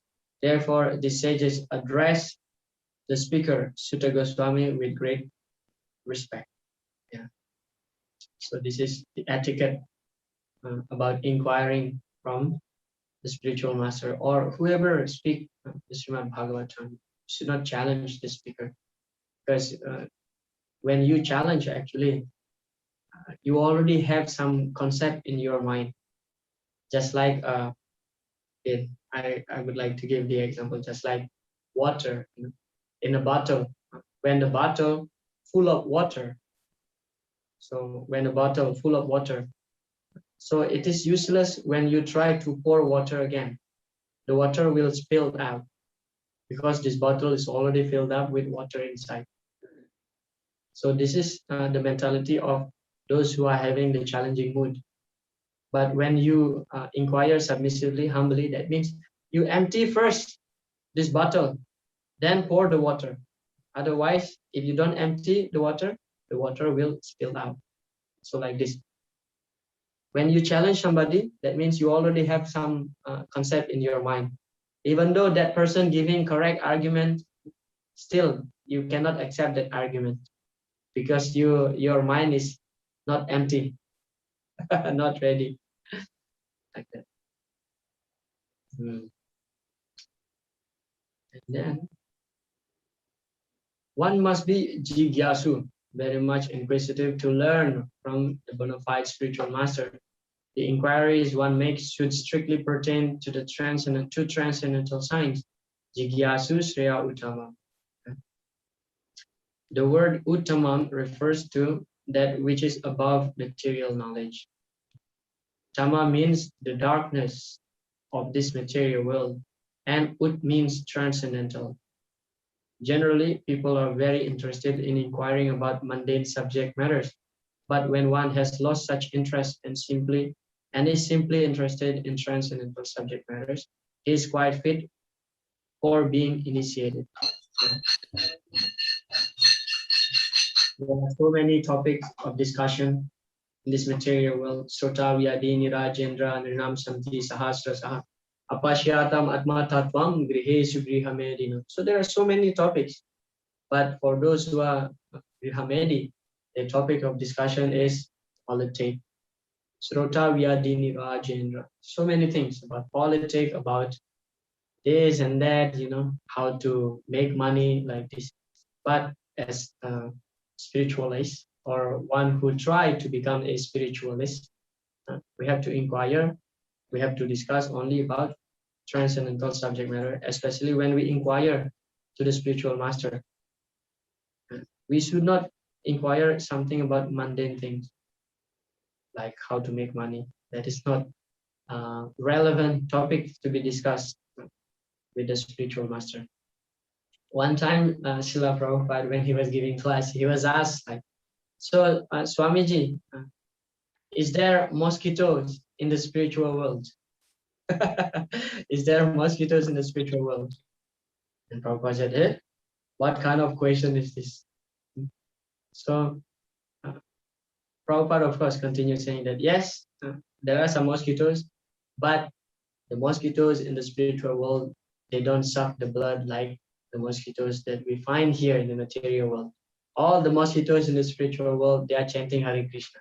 So Prabhupada said like that. So when we inquire something to our guru, it should be like relevant question, how is that question can help us to develop our bhakti? If that question, that inquiry, not helping us to develop our bhakti, then we shouldn't ask. It just srama eva hi kevalam. Dharma swanustita pumsam viswaksena kata suyaha notpadaya yadi rathim srama eva hi kevalam. It's simply a waste of time. Simply a waste of time. So better to ask relevant question. Ask like, how can I please you? What should I do? I'm in such and such situation. Please guide me. Please give me some tips. How can I chant my rounds attentively? This is a good question that we should ask to our Siksha or Diksha Guru.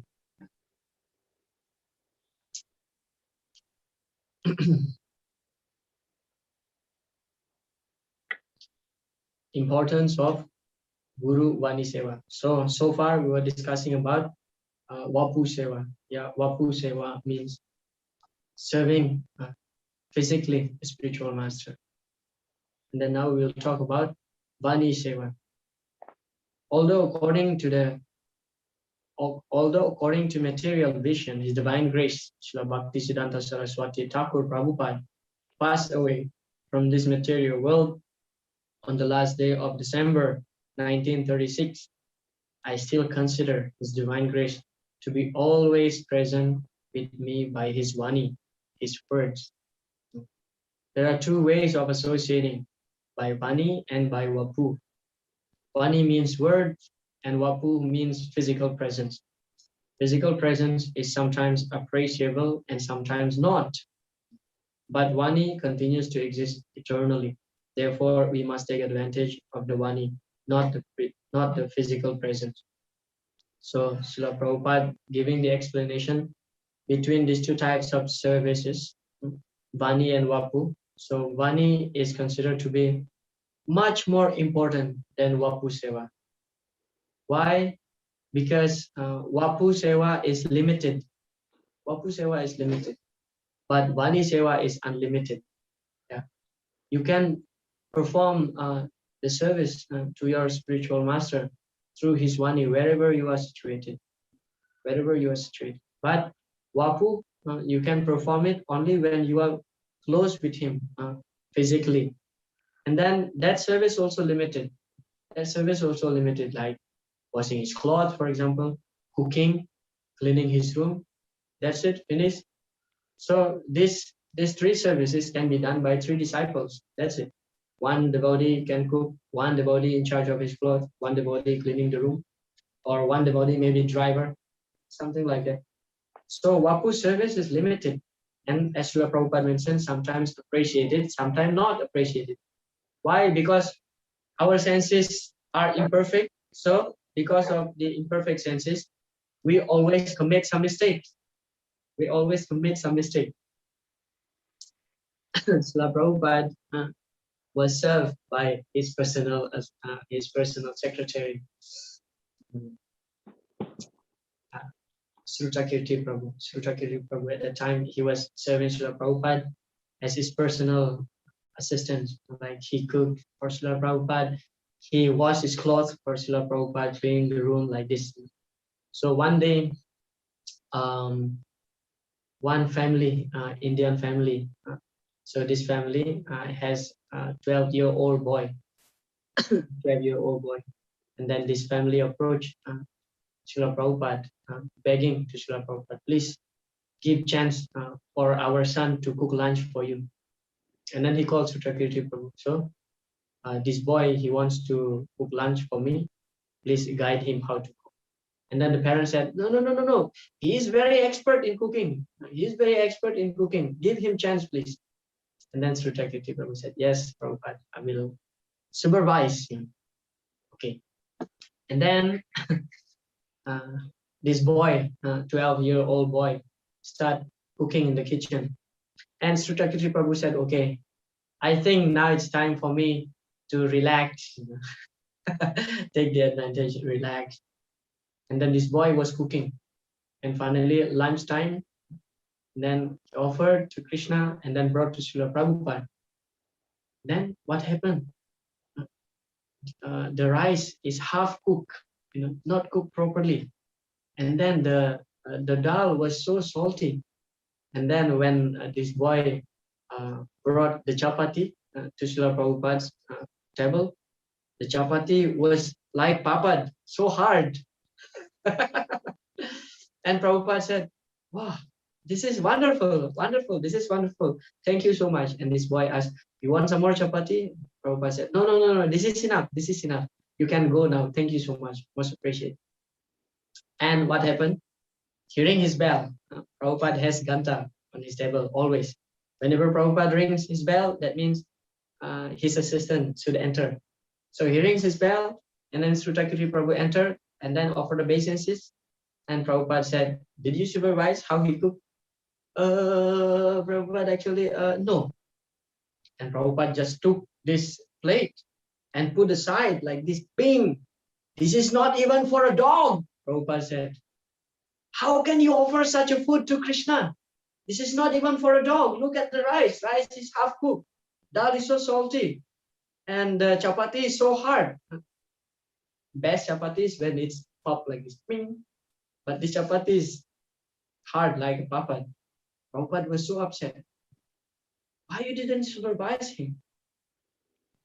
But of course, in the front of this boy, in his family, Prabhupada maintaining the attitude. Yeah, thank you so much. You have done nicely.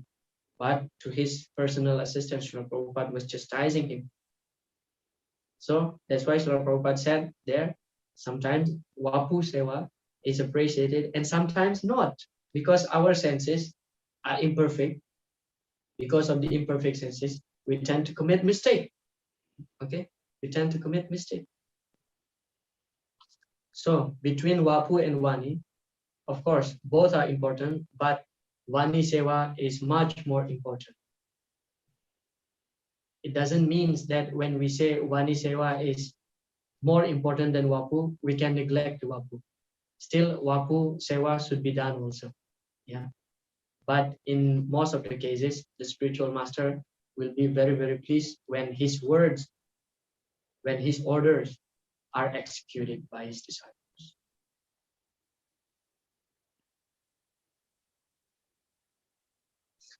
The Bhagavad Gita, for example, is the Vani of Lord Krishna. Although Krishna was personally present 5,000 years ago and is no longer physically present from the materialistic point of view, the Bhagavad Gita continues.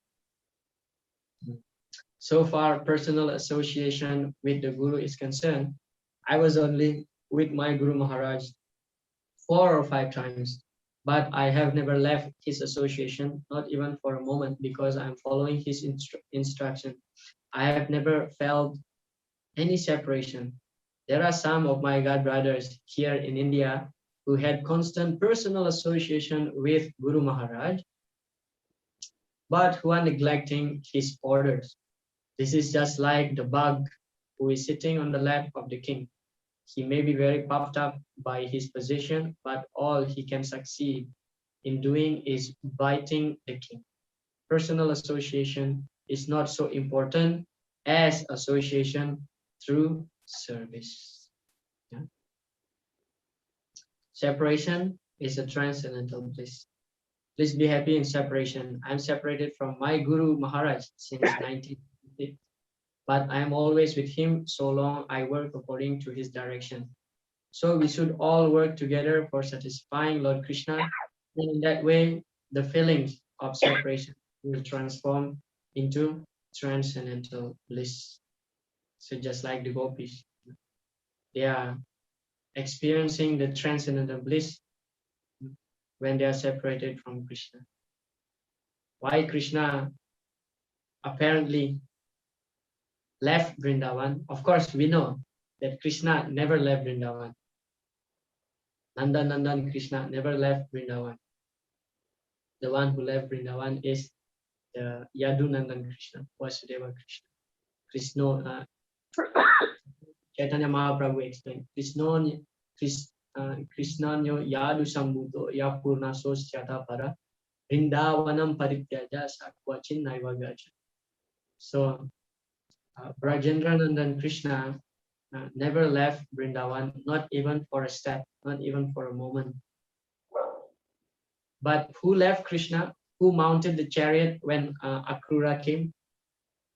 That Krishna is Vasudeva Krishna. If we analyze from Krishna's pastimes, so when Vasudeva Krishna was born in a jail in Mathura, so Vasudeva brought him to Gokul. There actually Mother Yashoda delivered 2 children, one male and one female. But Mother Yashoda did not aware because she was so tired of this delivering children. So she just fell asleep. And then what happened when Vasudeva put the baby there and then took the girl? These 2 Krishnas, Vasudeva Krishna and Yashodanandan Krishna, they became one. So when Akrura came, actually Vasudeva Krishna mounted the chariot and separated from the body of Brajanandan Krishna. But the gopis, seeing that Krishna is left, he is gone. Therefore, although apparently Krishna gone, but actually Krishna never left Vrindavan even for a moment. So when the gopis seeing Krishna, another gopi said that, oh, it is just your hallucination. All glories to you because you have such a deep love for Krishna. You see Krishna everywhere. We all know that he has left. but Krishna is there. So the point here is that when the gopi is separated from Krishna, that is actually Krishna's intention to intensify the gopi's love for him. So similarly also with the spiritual master like that, we have to be very eager, very eager. In separation, we should experience transcendental bliss through the service, through service. Okay, so that's regarding Wani and Wapu Seva. The conclusion is that both services are important, both Wani and Wapu are important, but Vani is much more emphasized, much more important than the Wapu. At the same time, uh, although Vani is much more important, doesn't mean that we can neglect the Wapu Seva. All right, whether any question or comments on that topic regarding Wani and Wapu Seva before we jump up to the next discussion?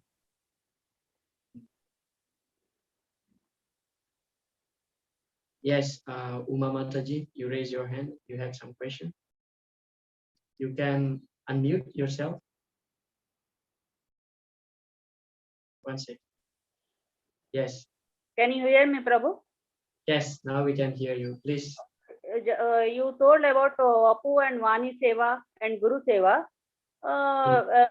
It is same applicable to Shiksha Guru and Diksha Guru also, Prabhu? I am having a doubt. Yeah, it's same. So to Diksha Guru and to Shiksha Guru, that's applicable both. All the One, Sevas. Both the Sevas, Apu and Vani Seva. But in terms of Shiksha Guru, we get the chance. We get the chance also to perform more Wapu Seva because we are very close to him physically. Yes. And at the same time, Vani Seva is also there because he's giving us instruction. So we execute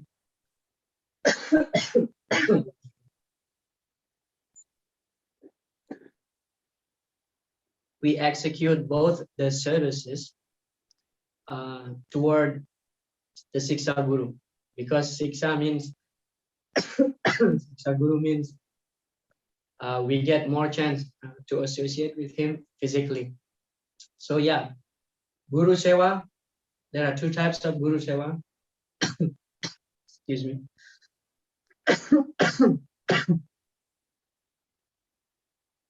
There are two types of Guru Sevas, Wapu Seva and Vani Seva. And these two types of services are applicable for both Diksha and Siksha Guru. But in the case of Siksha Guru, we get more chance to serve him in Wapu Seva, both Vani and Wapu. Any other question? Thank you, Prabhu. Hare Krishna. Thank you for the question. Okay. Would you like to take a break for 10 minutes? And then we will resume after 10 minutes. Hare Krishna. Hare Krishna.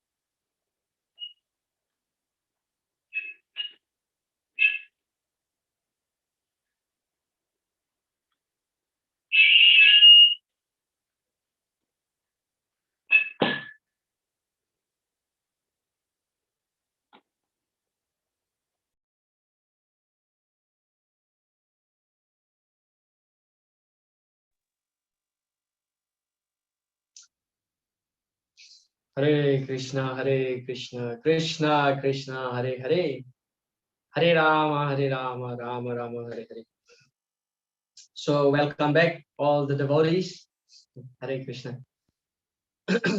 So we have covered Unit 3 of this ISKCON Disciple course. Yeah. So now we just jump up to the next unit. Unit 4. Give me a second. Yeah.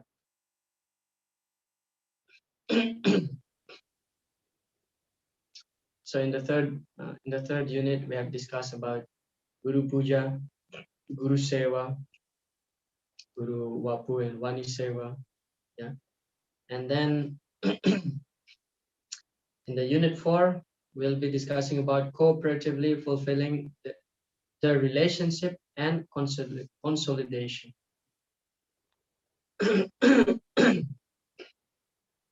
So there are actually two main discussions on this unit. This is the last part of our course. This is a fresh air for all of you here. The course very soon will be completed. So presenting one's guru and then relationship with ISKCON. Presenting one's guru. So instead of presenting one's guru, we must present Srila Prabhupada in the first place. ISKCON devotees shall instruct new members to take shelter of Srila Prabhupada and to receive guidance, training, and assistance from those who are practically those who are practically and directly instructing them in Krishna consciousness. So we have to present Srila Prabhupada to the neophyte devotees. To the neophyte devotees, we have to present Srila Prabhupada in the first place. Instead of presenting our guru, we have to introduce the new devotees to Srila Prabhupada. ISKCON members shall choose when and from whom they wish to request initiation. They must focus their attention on Srila Prabhupada as founder Acharya and as their preeminent Shiksha Guru. We have discussed this also. So yesterday we have a lot of discussion on this, that the new devotees should choose from whom they will take initiation.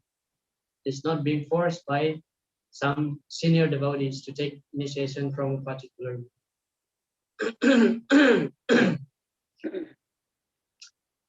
Gopaya Devatam Istam, Gopaya Gurum Atmana, Gopaya Cha Nijam Mantram, Gopaya Nijamatram. So there are 4 things actually that we have to hide. One should hide one's Ista Devata, Gopaya Devatam Ista.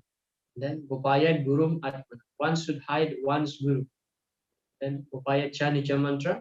One should hide one's mantra, and Gopaya Nijamalika. One should hide one's Japamala. Now this is very interesting, that why all these 4 items mentioned here should be hidden. First reason is that because this is a wealth for us. This is our wealth. This is our wealth. Our Istadevata is our wealth, greatest wealth in our life. Our Guru is also our wealth. Our mantra, this mantra refer here specifically about the Gayatri mantra. And then one should hide one's Japamala. These are all very dear to us. That's why if you see the Gaudiya Math people, they are chanting already their beads inside the bead bag. Again, they cover their bead bags with the chadar because they cover the Japamala. They follow this instruction. Yeah. The first thing why we should not share all this stuff, because this is our wealth. Just like you have a lot of money at home, so you don't share with others where is your money located. You keep it in a sacred place. Yeah. Secondly, because people, why this should not be shared? Because there is a tendency of being puffed up, of being arrogant, of being showing up, you want to show up to the whole world that, I have such and such nice deity at home. My Guru Maharaj is this Swami, he's having a lot of followers, he's preaching all over the world. So when we say like that, actually, indirectly, we are glorifying ourselves.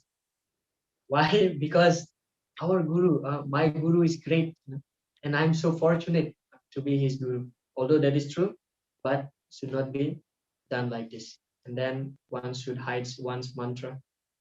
Otherwise, one having the tendency of showing one's learning, and then one should hide one's japamala, because this is considered the greatest wealth, should not be shared to others. Yeah, that's why among the devotees, yeah, the question such as, Prabhu, what's your name? Where are you from? Who's your Guru Maharaj?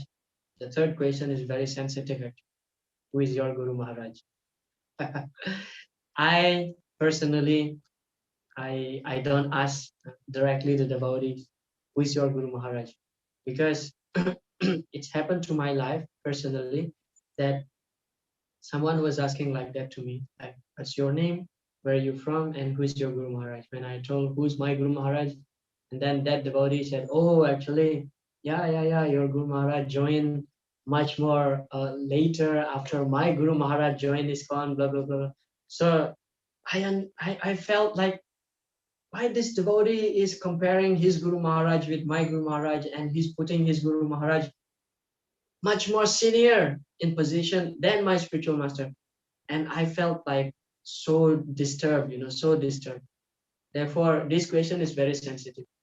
If you, this is just my suggestion, if you want to know somebody's Guru, better you ask his friends, better you ask other devotees. Oh, who is this Guru Maharaj? He's such a nice devotee. Right? So these are very sensitive topics here amongst the devotees, because there is tendency to segregate ourselves. Oh, I belong to this guru. Groupism appear. Bluebirds will fly with another bluebirds. Hare Krishna. Okay, this is a group skip. We're gonna skip it. We're not going to do that. Presenting ISKCON gurus. Disciple of ISKCON Diksha and Siksha gurus should not wear or publicly display gurus' t-shirt, posters, bead bag buttons, athletic caps, etc. other than Srila Prabhupada. So it is advised to all of us that in public, we should not wear a t-shirt which has some picture of our Guru Maharaj, our Diksha or Siksha Guru, because others devotees who are not our god brothers or sister, they may feel like being how to say, like not so comfortable, because we are as if we are trying to promote our guru, just like an election.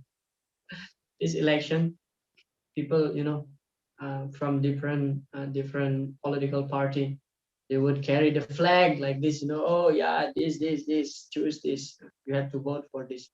And that is not our business in ISKCON. So as much as possible, we have to avoid this, wearing t-shirt with our guru's picture, if any, or poster, big bag buttons, like this, or caps, whatever, which may create an impression as if we are promoting our guru. This should be avoided in order to make good relationship with other devotees within ISKCON. ISKCON temple residents may keep photographs of ISKCON Diksha or Siksha gurus privately in their ashram quarters, but are not to display them publicly on ISKCON premises. Promoting occasionally special preaching events may be an exception. So, for example, we don't keep our guru's picture in the temple hall. This is considered to be inappropriate. We can keep Srila Prabhupada's picture. But if you want to keep your guru's picture, you can keep it in your personal quarter, in your room. In your room. One time I went many times to Bangkok Thailand. So there, actually, in ISKCON Bangkok, in the temple, they don't put any guru's picture, ISKCON guru's picture, other than Srila Prabhupada. And when I went to their quarter, like where they sleep, where the brahmachari is living, so there are like different guru's picture in the walls, like they're different. This is actually a good sign. When in the temple, when in the temple, the devotees are varieties in terms of guru. You know, in many temples we see that that particular temple only the devotees are only initiated by one guru. This is actually not very healthy, I would say like that. But when you have good relationship amongst the devotees, amongst the congregation, where there are some you know uh, varieties that the devotees taking initiation from different gurus, still they have good relationship, this is considered to be very healthy, because we are appreciating other gurus also, other devotees from different diksha or siksha gurus. And even and even sometimes when we have different gurus in one family, husband and wife initiated by different gurus, sometimes this is good, because you will appreciate uh, another gurus in this point.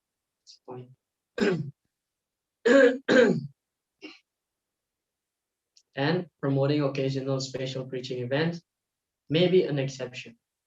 For example, like we are making some banners that announcing that from this date to this date there will be some course or some katha like this by this Swami, that can be displayed. But as soon as that event is finished, it should be removed immediately.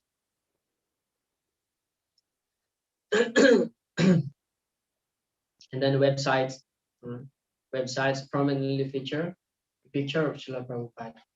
That ISKCON Center officials shall be responsible to ensure that any and all websites published by the center prominently feature a picture of Srila Prabhupada on the introductory page. This picture should be larger than any other individual's photo, such as the GBC, center president, or guru. Srila Prabhupada should be addressed by his formal name and title, His Divine Grace, A.C. Bhaktivedanta Swami Srila Prabhupada, founder Acharya of the International Society for Krishna Consciousness. So it's happened one time in the West. So the devotees are very enthusiastically, mm, you know, preaching Krishna consciousness. And then when Srila Prabhupada arrived in their country, so they make like very full packed schedule for Srila Prabhupada's preaching. And then one of his disciples make a banner, big banner with Srila Prabhupada's picture, and then he put there some small caption next to the picture. This devotee put that he is the man. He put like that. He is the man. And then when Srila Prabhupada was, riding on the road, and he saw his picture there, he is the man. And then the devotees put the dates that the lecture events will be from this date to this date, this time. And Prabhupada saw his that poster and his picture with the big writing, he is the man. And Srila Prabhupada was asking, who's making this banner? Oh, so proudly this devotee said, oh, Prabhupada, I make it. How do you like it? Prabhupada said, you should not do like this. You should put my exact name, A.C. Bhaktivedanta Swami Prabhupada, founder Acharya of the International Society for Krishna Consciousness. What is this? He's the man. Srila Prabhupada said. So whenever we have, for example, a website or something, we should put Srila Prabhupada like this, his name, his divine grace, with his title, his divine grace. A.C. Bhaktivedanta Swami Prabhupada, founder Acharya of International Society for Krishna Consciousness, should be clear. And don't advertise, rather follow. It is not enough to repeatedly advertise that one is a devotee of Mahaprabhu by saying, I am Gauraj, I am Gauraj. Rather, those who follow the practices taught by Mahaprabhu are understood to get the result of being the Lord's follower. So when we are claiming that Guru Maharaj, I'm your disciple, so that means we are following his instruction. We try to please him, serve him. Okay. That's about presenting one's Guru. So as much as possible, we should not create an impression amongst the devotees within the society, ISKCON society, as if we are promoting our Guru. This should not be done. Otherwise, other devotees may feel offended. Okay, were there any questions or comment on that? Otherwise, we will move to the last topic of our discussion today.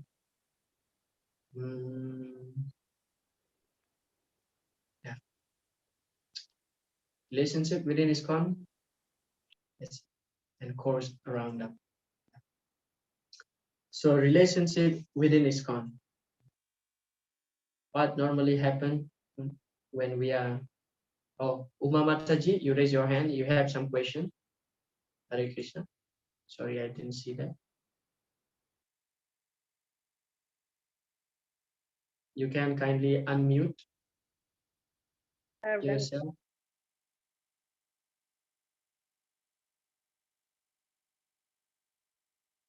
Unmute once again. Yes. Hare Krishna. Yes, Mataji, please. I want to know that one should have one's Ishta Devata. Ishta means what, Prabhu? Sorry? One should have one's Ishta Devata, Guru Mantra, and hide. One should hide one's Ishta Devata. Yeah. So your question is? About Ishta Devata, Prabhu. Sorry?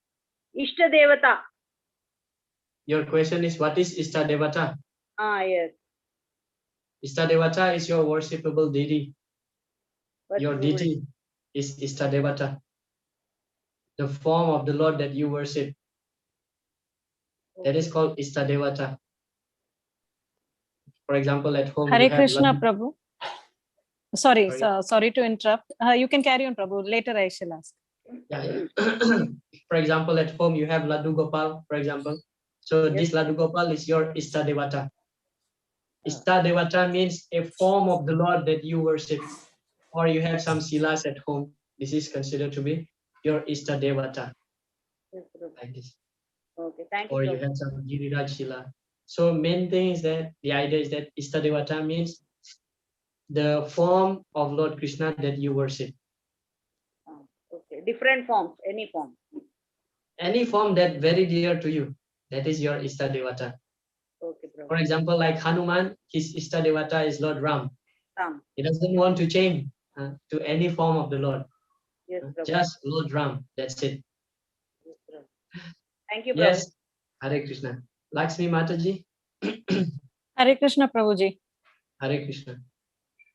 I just want some more clarity here because as you say, we should not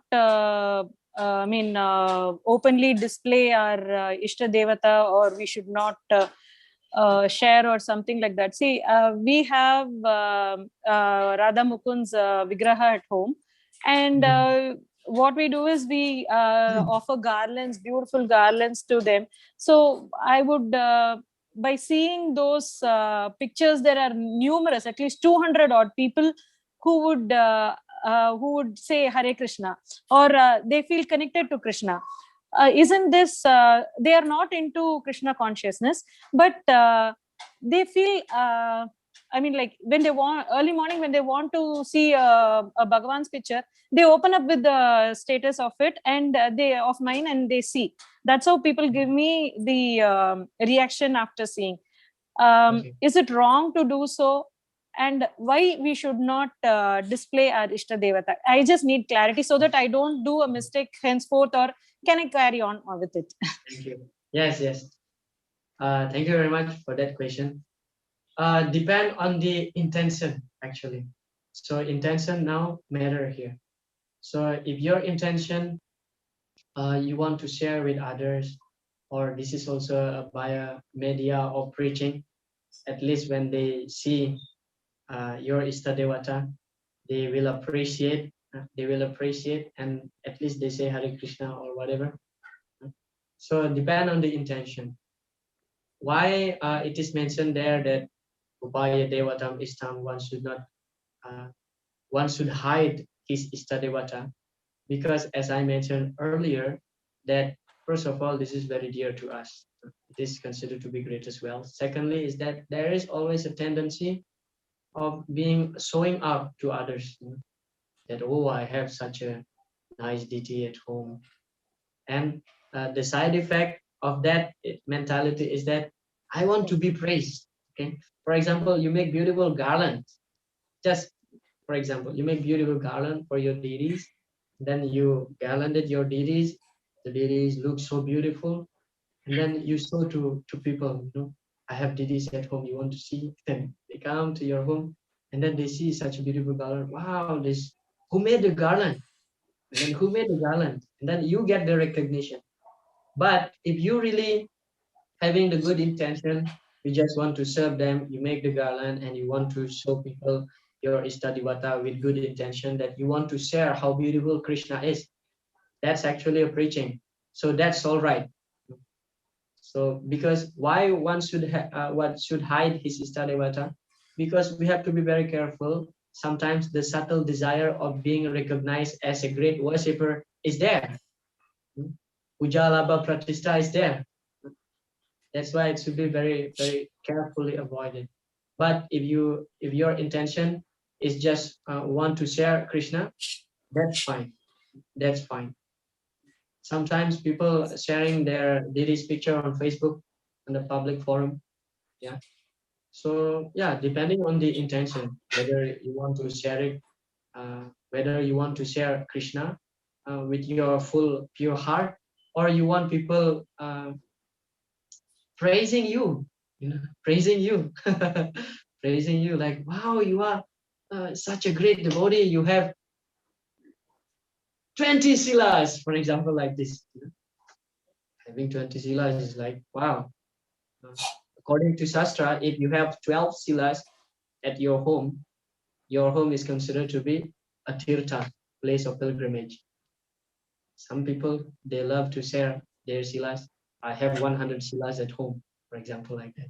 108 silas at home. Click, click, click, click, send to Facebook. And wow, Prabhu, you are such a pure devotee. So, Mataji, my response is that depend on your intention. That's it. And that intention only Krishna knows. Only the Paramatma knows. Hare Krishna. Hare Krishna. Yeah. Because this intention actually made one of my friend to buy from ISKCON gifts, unmatched, matchless gifts. From there, she had got a small Radha Krishna Vigraha, and she started performing puja.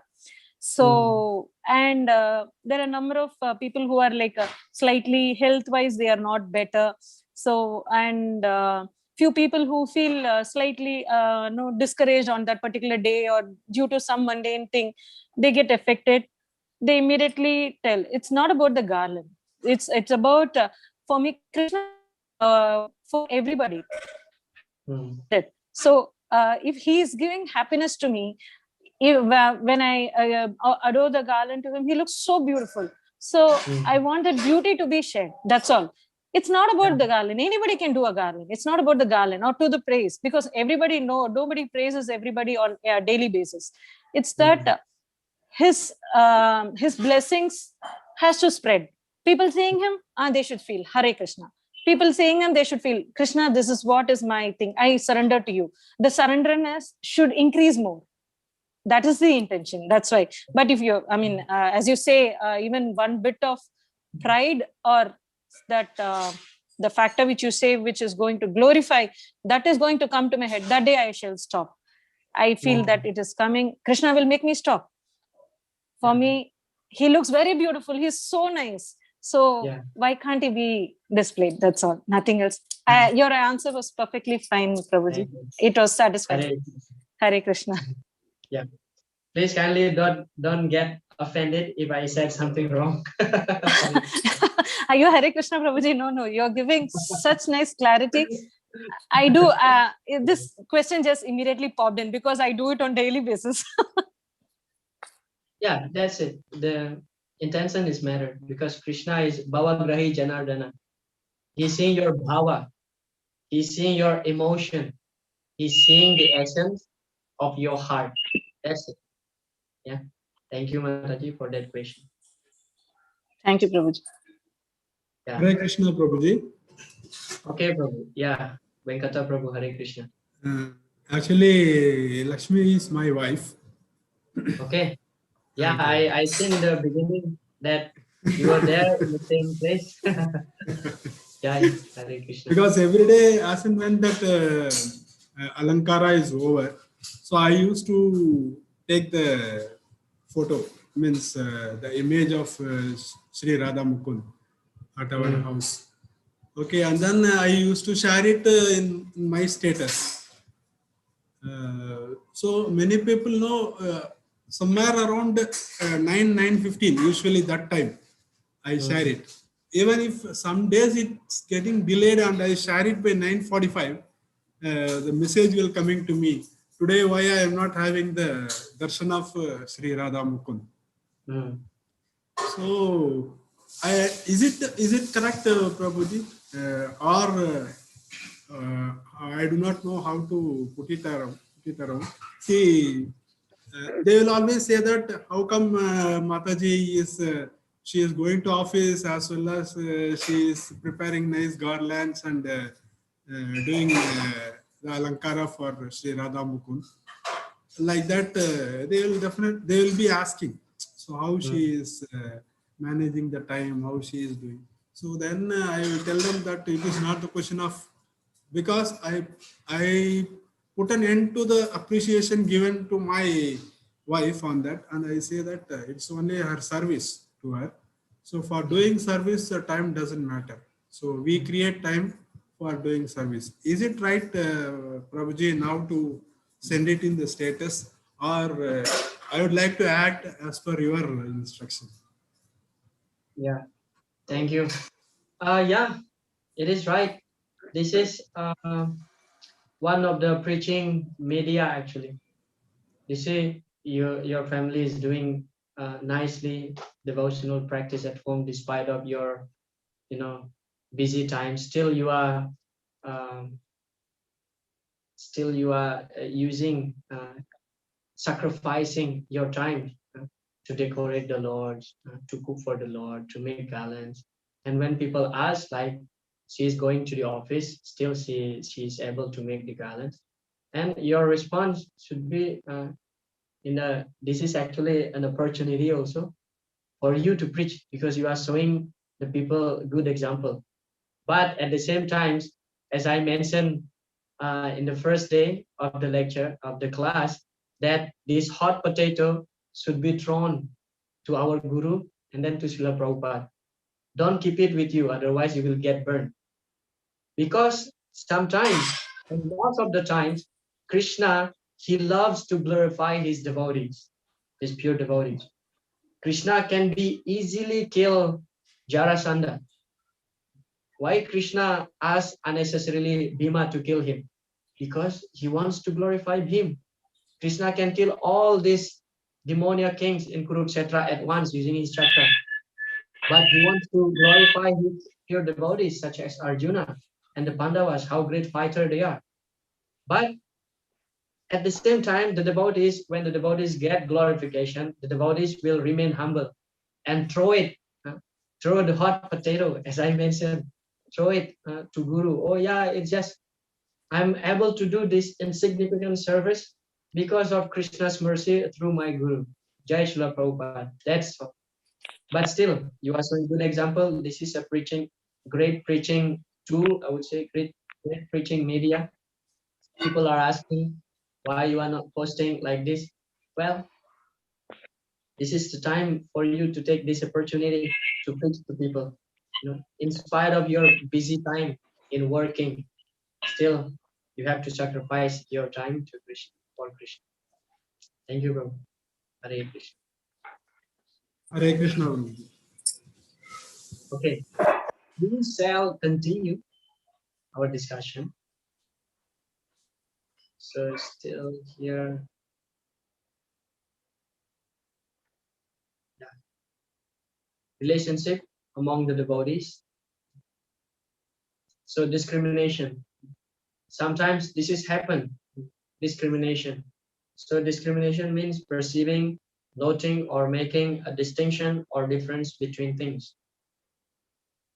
So this is called discrimination. Discrimination is prejudicial treatment of an individual based solely on their membership in a certain group or category. It involves excluding or restricting members of one group from opportunities that are available to other groups. So this is an instruction given by Lord Vishnu to the Prachetas. Yeah. The Supreme Personality of Godhead said, "My dear sons, my dear sons of the King, I am very much pleased by the friendly relationship among you. All of you are engaged in one occupation, devotional service. I am so pleased with your mutual relationship that I wish you all good fortune. Now you may ask benediction for me." So here, amongst the devotees, sometimes we find that devotees are discriminating other devotees. It's happened sometimes, sometimes back here, that one devotee, of course, as our course, what do you call this, in the beginning that we display, rules that we shall discuss only the issue, not the person. So it happened that one devotee owned one big house with so many, one big building with so many apartments there. And at the Gaura Purnima times, it's always packed up in Mayapur, and there are some devotees wanted to rent some room in that place. And then he got the response like this: no, this building only for the disciple of this particular guru. So this has happened. Or sometimes also there is some groupism, this guru, that guru, or this American devotees, foreign devotees, Indian devotees, Bengali devotees, Tamil devotees, Telugu devotees, and so on. Prabhupada said this is skin disease. So we should not discriminate. That means we are still on the bodily platform. We still don't understand our basic core philosophy that we are not the body. Ultimately, although there are so many differences within ISKCON, especially in terms of guru, still we have to cooperate. We have to cooperate in order to reach Krishna consciousness, in order to achieve our desired success, our goal. Chaitanya Mahaprabhu himself wanted our cooperation. He is God, Krishna, and therefore cooperation is very important thing. Nobody should think that I have got so great ability, I can do. No, it is simply by cooperation we can do very big thing.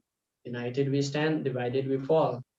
This is our blah blah blah. So be strong in pushing on Krishna consciousness, and Krishna will help. He is the strongest. Still, we must be combined together. So cooperation amongst the devotees, despite of any differences, should be there. Because Prabhupada mentioned that cooperation is very important. Divided, we fall. When we cooperate together, we stand. There is a nice story in the Mahabharata, very instructive story, Mahabharata, that when the Pandavas and the Kauravas, they are still studying under Dronacharya. So one time, Dronacharya was testing all of his disciples, all of his students. So now all the Pandavas and the Kauravas, they are tied up like this, and then the danda, they tied their hands with danda like this, in both hands. So the stick is like this on their back, and their hand is tied up. Everybody was in that situation. And then Dronacharya put all the prasadam in the front of them. Now you eat. And then everybody was struggling. because you cannot bend your hands, because your hand is tied with danda, with stick. You cannot bend your hand.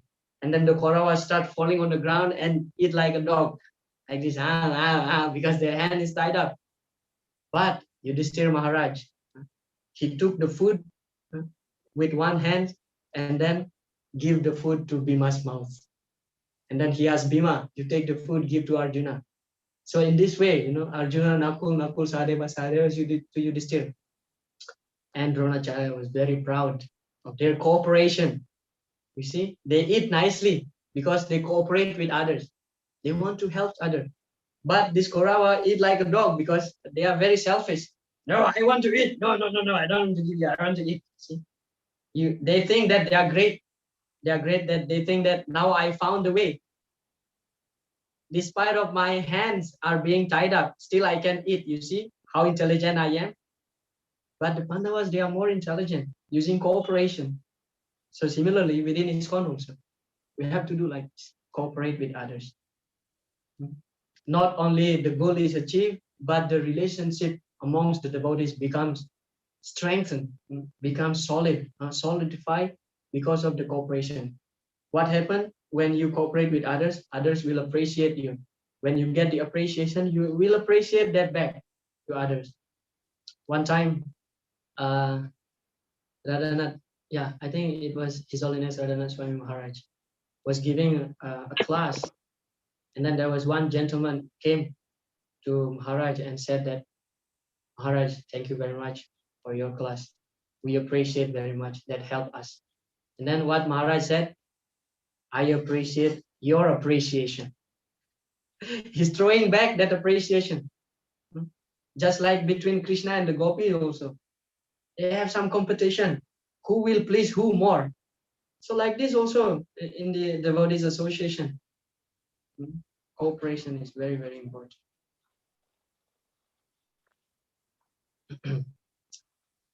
Your love for me will be shown by how much you cooperate to keep this institution together after I am gone. So this is Srila Prabhupada's message to all of us. How much we cooperate with another devotees after Srila Prabhupada left. Normally, we cooperate with our God brothers when our Diksha Guru, our Siksha Guru is there supervising us, because we want to look nice in the front of our Guru. But as soon as the Guru is living somewhere, he's going for some preaching program somewhere, we start fighting among us. Just like kids at home, when you have 2 children at least, in the front of you, they behave nicely. When you go to office, they may fight. This has happened sometimes. But Srila Prabhupada's message is that how much we cooperate after Srila Prabhupada leaves. So our love is shown by our cooperation. One must be serious to understand, and he must approach a qualified Mahatma Guru. Then his business will be, transaction will be very nicely done. This is Vedic process. If the transaction is perfect from both sides, from the disciples' side and Guru's side, then Krishna consciousness is very, very easy. Very important here. So both Gurus and the disciples should cooperate. It is not that the Guru only have to be a great devotee, great Vaishnava, pure Vaishnava, and the disciple is not following principles. Then that's one of the cause why sometimes we find some Gurus are falling down, because the Guru is responsible for his disciple. But when the disciple is following the instruction, the injunction of the Gurus nicely, then both Gurus and the disciples will go back home, back to Godhead together.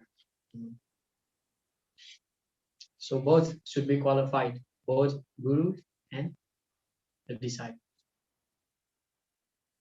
Okay, I think I missed one presentation here about rejecting Guru Tyaga. There is a situation where we should reject our guru, and when not to reject fallen guru. Yeah, here it is. Yeah, unit 3. I forgot about this. So we come back to unit 3 very quickly. Kindly tolerate my offense, my mistake. Guru Tyaga. Yeah. So according to scriptural codes, a teacher who engages in an abominable action and has lost his sense of discrimination is fit to be abandoned. This is Prabhupada's purport in chapter 2, Bhagavad Gita, point 5, where Arjuna mentioned that Gurun ahatva himahanubhavan shreyo bhoktum vaikshamapi haloke atva takamam stu guru nihaiva bunji abogan rudira pradigdhan. He told Krishna that let me go to the forest and beg. After all, Gurun ahatva himahanubhavan shreyo bhoktum. So if they want to enjoy, let them enjoy because they are our superior. Vaiksham api haloki. I don't want this kingdom. Let me live just by begging, bhiksha, taking some donation.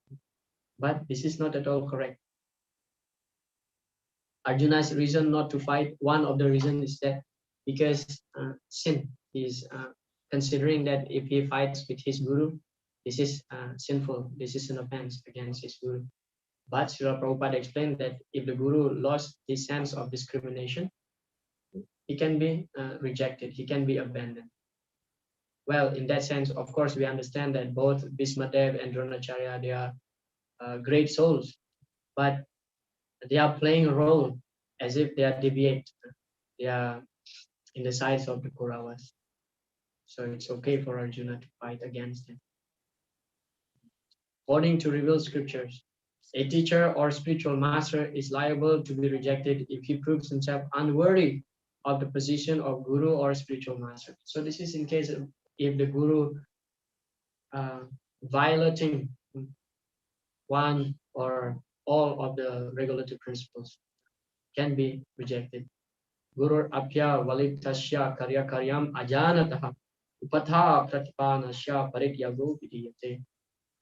If the guru becomes attached to sense gratification, this is a sense of duty and follows a degraded path, a path other than devotional service to the Lord, it should be rejected. Yeah, of course. Procedures for lodging complaints. In case if we find our Diksha or Siksha Guru deviates from the path of devotional service, we may report to our authorities, temple authority, and then if in that case is in our Diksha Guru, we may report to our Siksha Gurus, we discuss, and then finally if ISKCON will resolve. The Guru Service Committee under GBC will take the action to stop him of having the position of an initiating Guru. Yeah.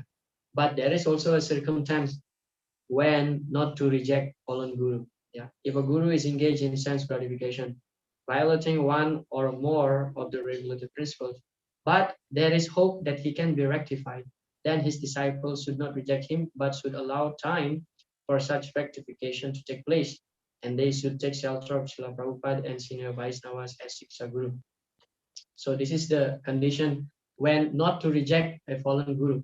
If we still see that there is a hope for him to be rectified, so at the meanwhile, not necessarily for us to take re-initiation from other gurus. If there is a hope that he will be rectified, he will follow the path of devotional service again, so no need to take re-initiation immediately before everything being decided. But if it is clear that he's completely blue, he's completely gone off the track, then let him go. We take re-initiation, take shelter of Srila Prabhupada, take shelter of senior Vaishnava. Drawing exercise, we are not going to do this. Please always try to remember me by my teachings, and we shall always be together. Just like I have written in the first publication of Srimad Bhagavatam, the spiritual master lives forever by his divine instruction, and the disciple lives with him. Because I have always served my Guru Maharaj and followed his teaching, I am now even never separated from him. So that's about Guru Tyag. It should be clear that when our Guru is deviating, He is fit to be abandoned, but at the same time, if there is a hope for him to be rectified, not necessarily immediately rejecting him, but let time, let Krishna in the form of time. Kalo asked me, Krishna said in the Bhagavad Gita, I'm trying, let him decide, okay? If there's no hope again, then take reinitiation from other gurus. All right, so just to round up our course, this is the final fresh air. Finally, our ISKCON disciple course now completed. Yay, Hari Hari Bol.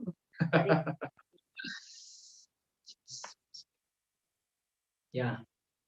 So far we have discussed all the course principles and values. We discussed Srila Prabhupada's as preeminent Shiksha Guru.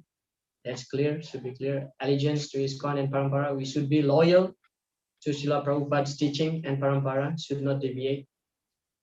Respect for multiple authorities and senior Vaishnavas. Just now we discussed how we should build our relationship with other devotees. We have to respect other devotees and no discrimination. Considerate selection of Diksha Guru. We should be very, very mature in choosing to whom we want to take initiation. Don't choose Guru just like sheep. Here, you go there. Like that. Just wait. When Krishna will make the divine arrangement, you will meet your Guru. So you have the right to choose your own Guru. And then we discuss faith in Guru's instruction. So faith means we are following his instruction, not that the Guru gives instruction and then we just neglect. Commitment to vows and Srila Prabhupada's mission. So yesterday we discussed about initiation vows, very important to be always strictly following the initiation vows. Exemplary sadhana, conduct and balanced lifestyle. This is refers to when you are in the position of Guru. You have to be very exemplary. So people will see you, how you behave, your conduct, balanced lifestyle. Inquiring, humility and service. Just now we discussed about regarding the Vapu Seva. We have to inquire very submissively, humility and service. Favorable association, inclusivity and cooperation. Just now we discussed this. Association also, we discussed yesterday that even amongst the devotees, we have to choose also very carefully with whom we should associate. Generally, we associate with the like-minded devotees. Like-minded means those who have the same mood with us. That will help us progress in Krishna consciousness. If we are very much interested about book distribution, for example, so we have to get the association from such devotees who are always enthusiastic in distributing Srila Prabhupada's book. And that will help us to develop Krishna consciousness. If we want to have Nam Ruchi, taste for chanting, we have to associate with somebody who has great taste in doing kirtan, like kirtan chant. And then cultivation and propagation of the holy name. Finally, we are preached by ISKCON, we are helped by ISKCON. ISKCON contributed so much in our life. In return, we have to cultivate other people becoming devotees and preach the holy name.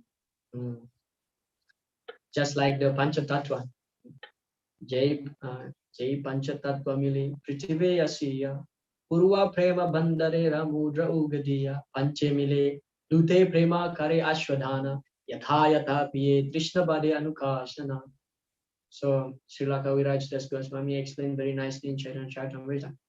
This Panchatattva, Prithivi Asya, they have come to this world, earth, Prithivi Asya, Purva Prema Bandharera Mudra Ugadiya. What happened? They came here, they rushed directly in the front of the storehouse of Krishna Prem. They broke the lock, they enter the go down of Krishna Prem, they drink the nectar, Yatha Yatha Piye Krishna Bade Anukasana. But what happened? As they are drinking the nectar, they feel more thirst. Unless they share this nectar to others, their thirst will never be subsided. Patra Patra Vicharnai Nahi Stana Stana Jai Pai Jai Patra Patra Vicharnai Nai Stana Stana. So they don't consider Patra Apatra, whether people deserve or not. Whoever they meet, this Panchatattva, Kore Premadhan, they will give the chanting of the holy name. Take this holy name free, whether you are Shudra, whether you are Brahmana, take this holy name. So that should be our mood. No consideration in giving the holy name. So we have to contribute back to ISKCON, to Srila Prabhupada as our Guru Dakshina. As our Guru Dakshina, this is the best Guru Dakshina when you can propagate the chanting of the holy name. All right, so we have 1 minute left before 7 o'clock. So please kindly apologize me if I have said something wrong or with the inappropriate manner. I'm much more younger than most of you here, and yeah, I feel so fortunate to get all of your association here. Hare Krishna. So the course is done, but not really done, because tomorrow there will be exam for all of you.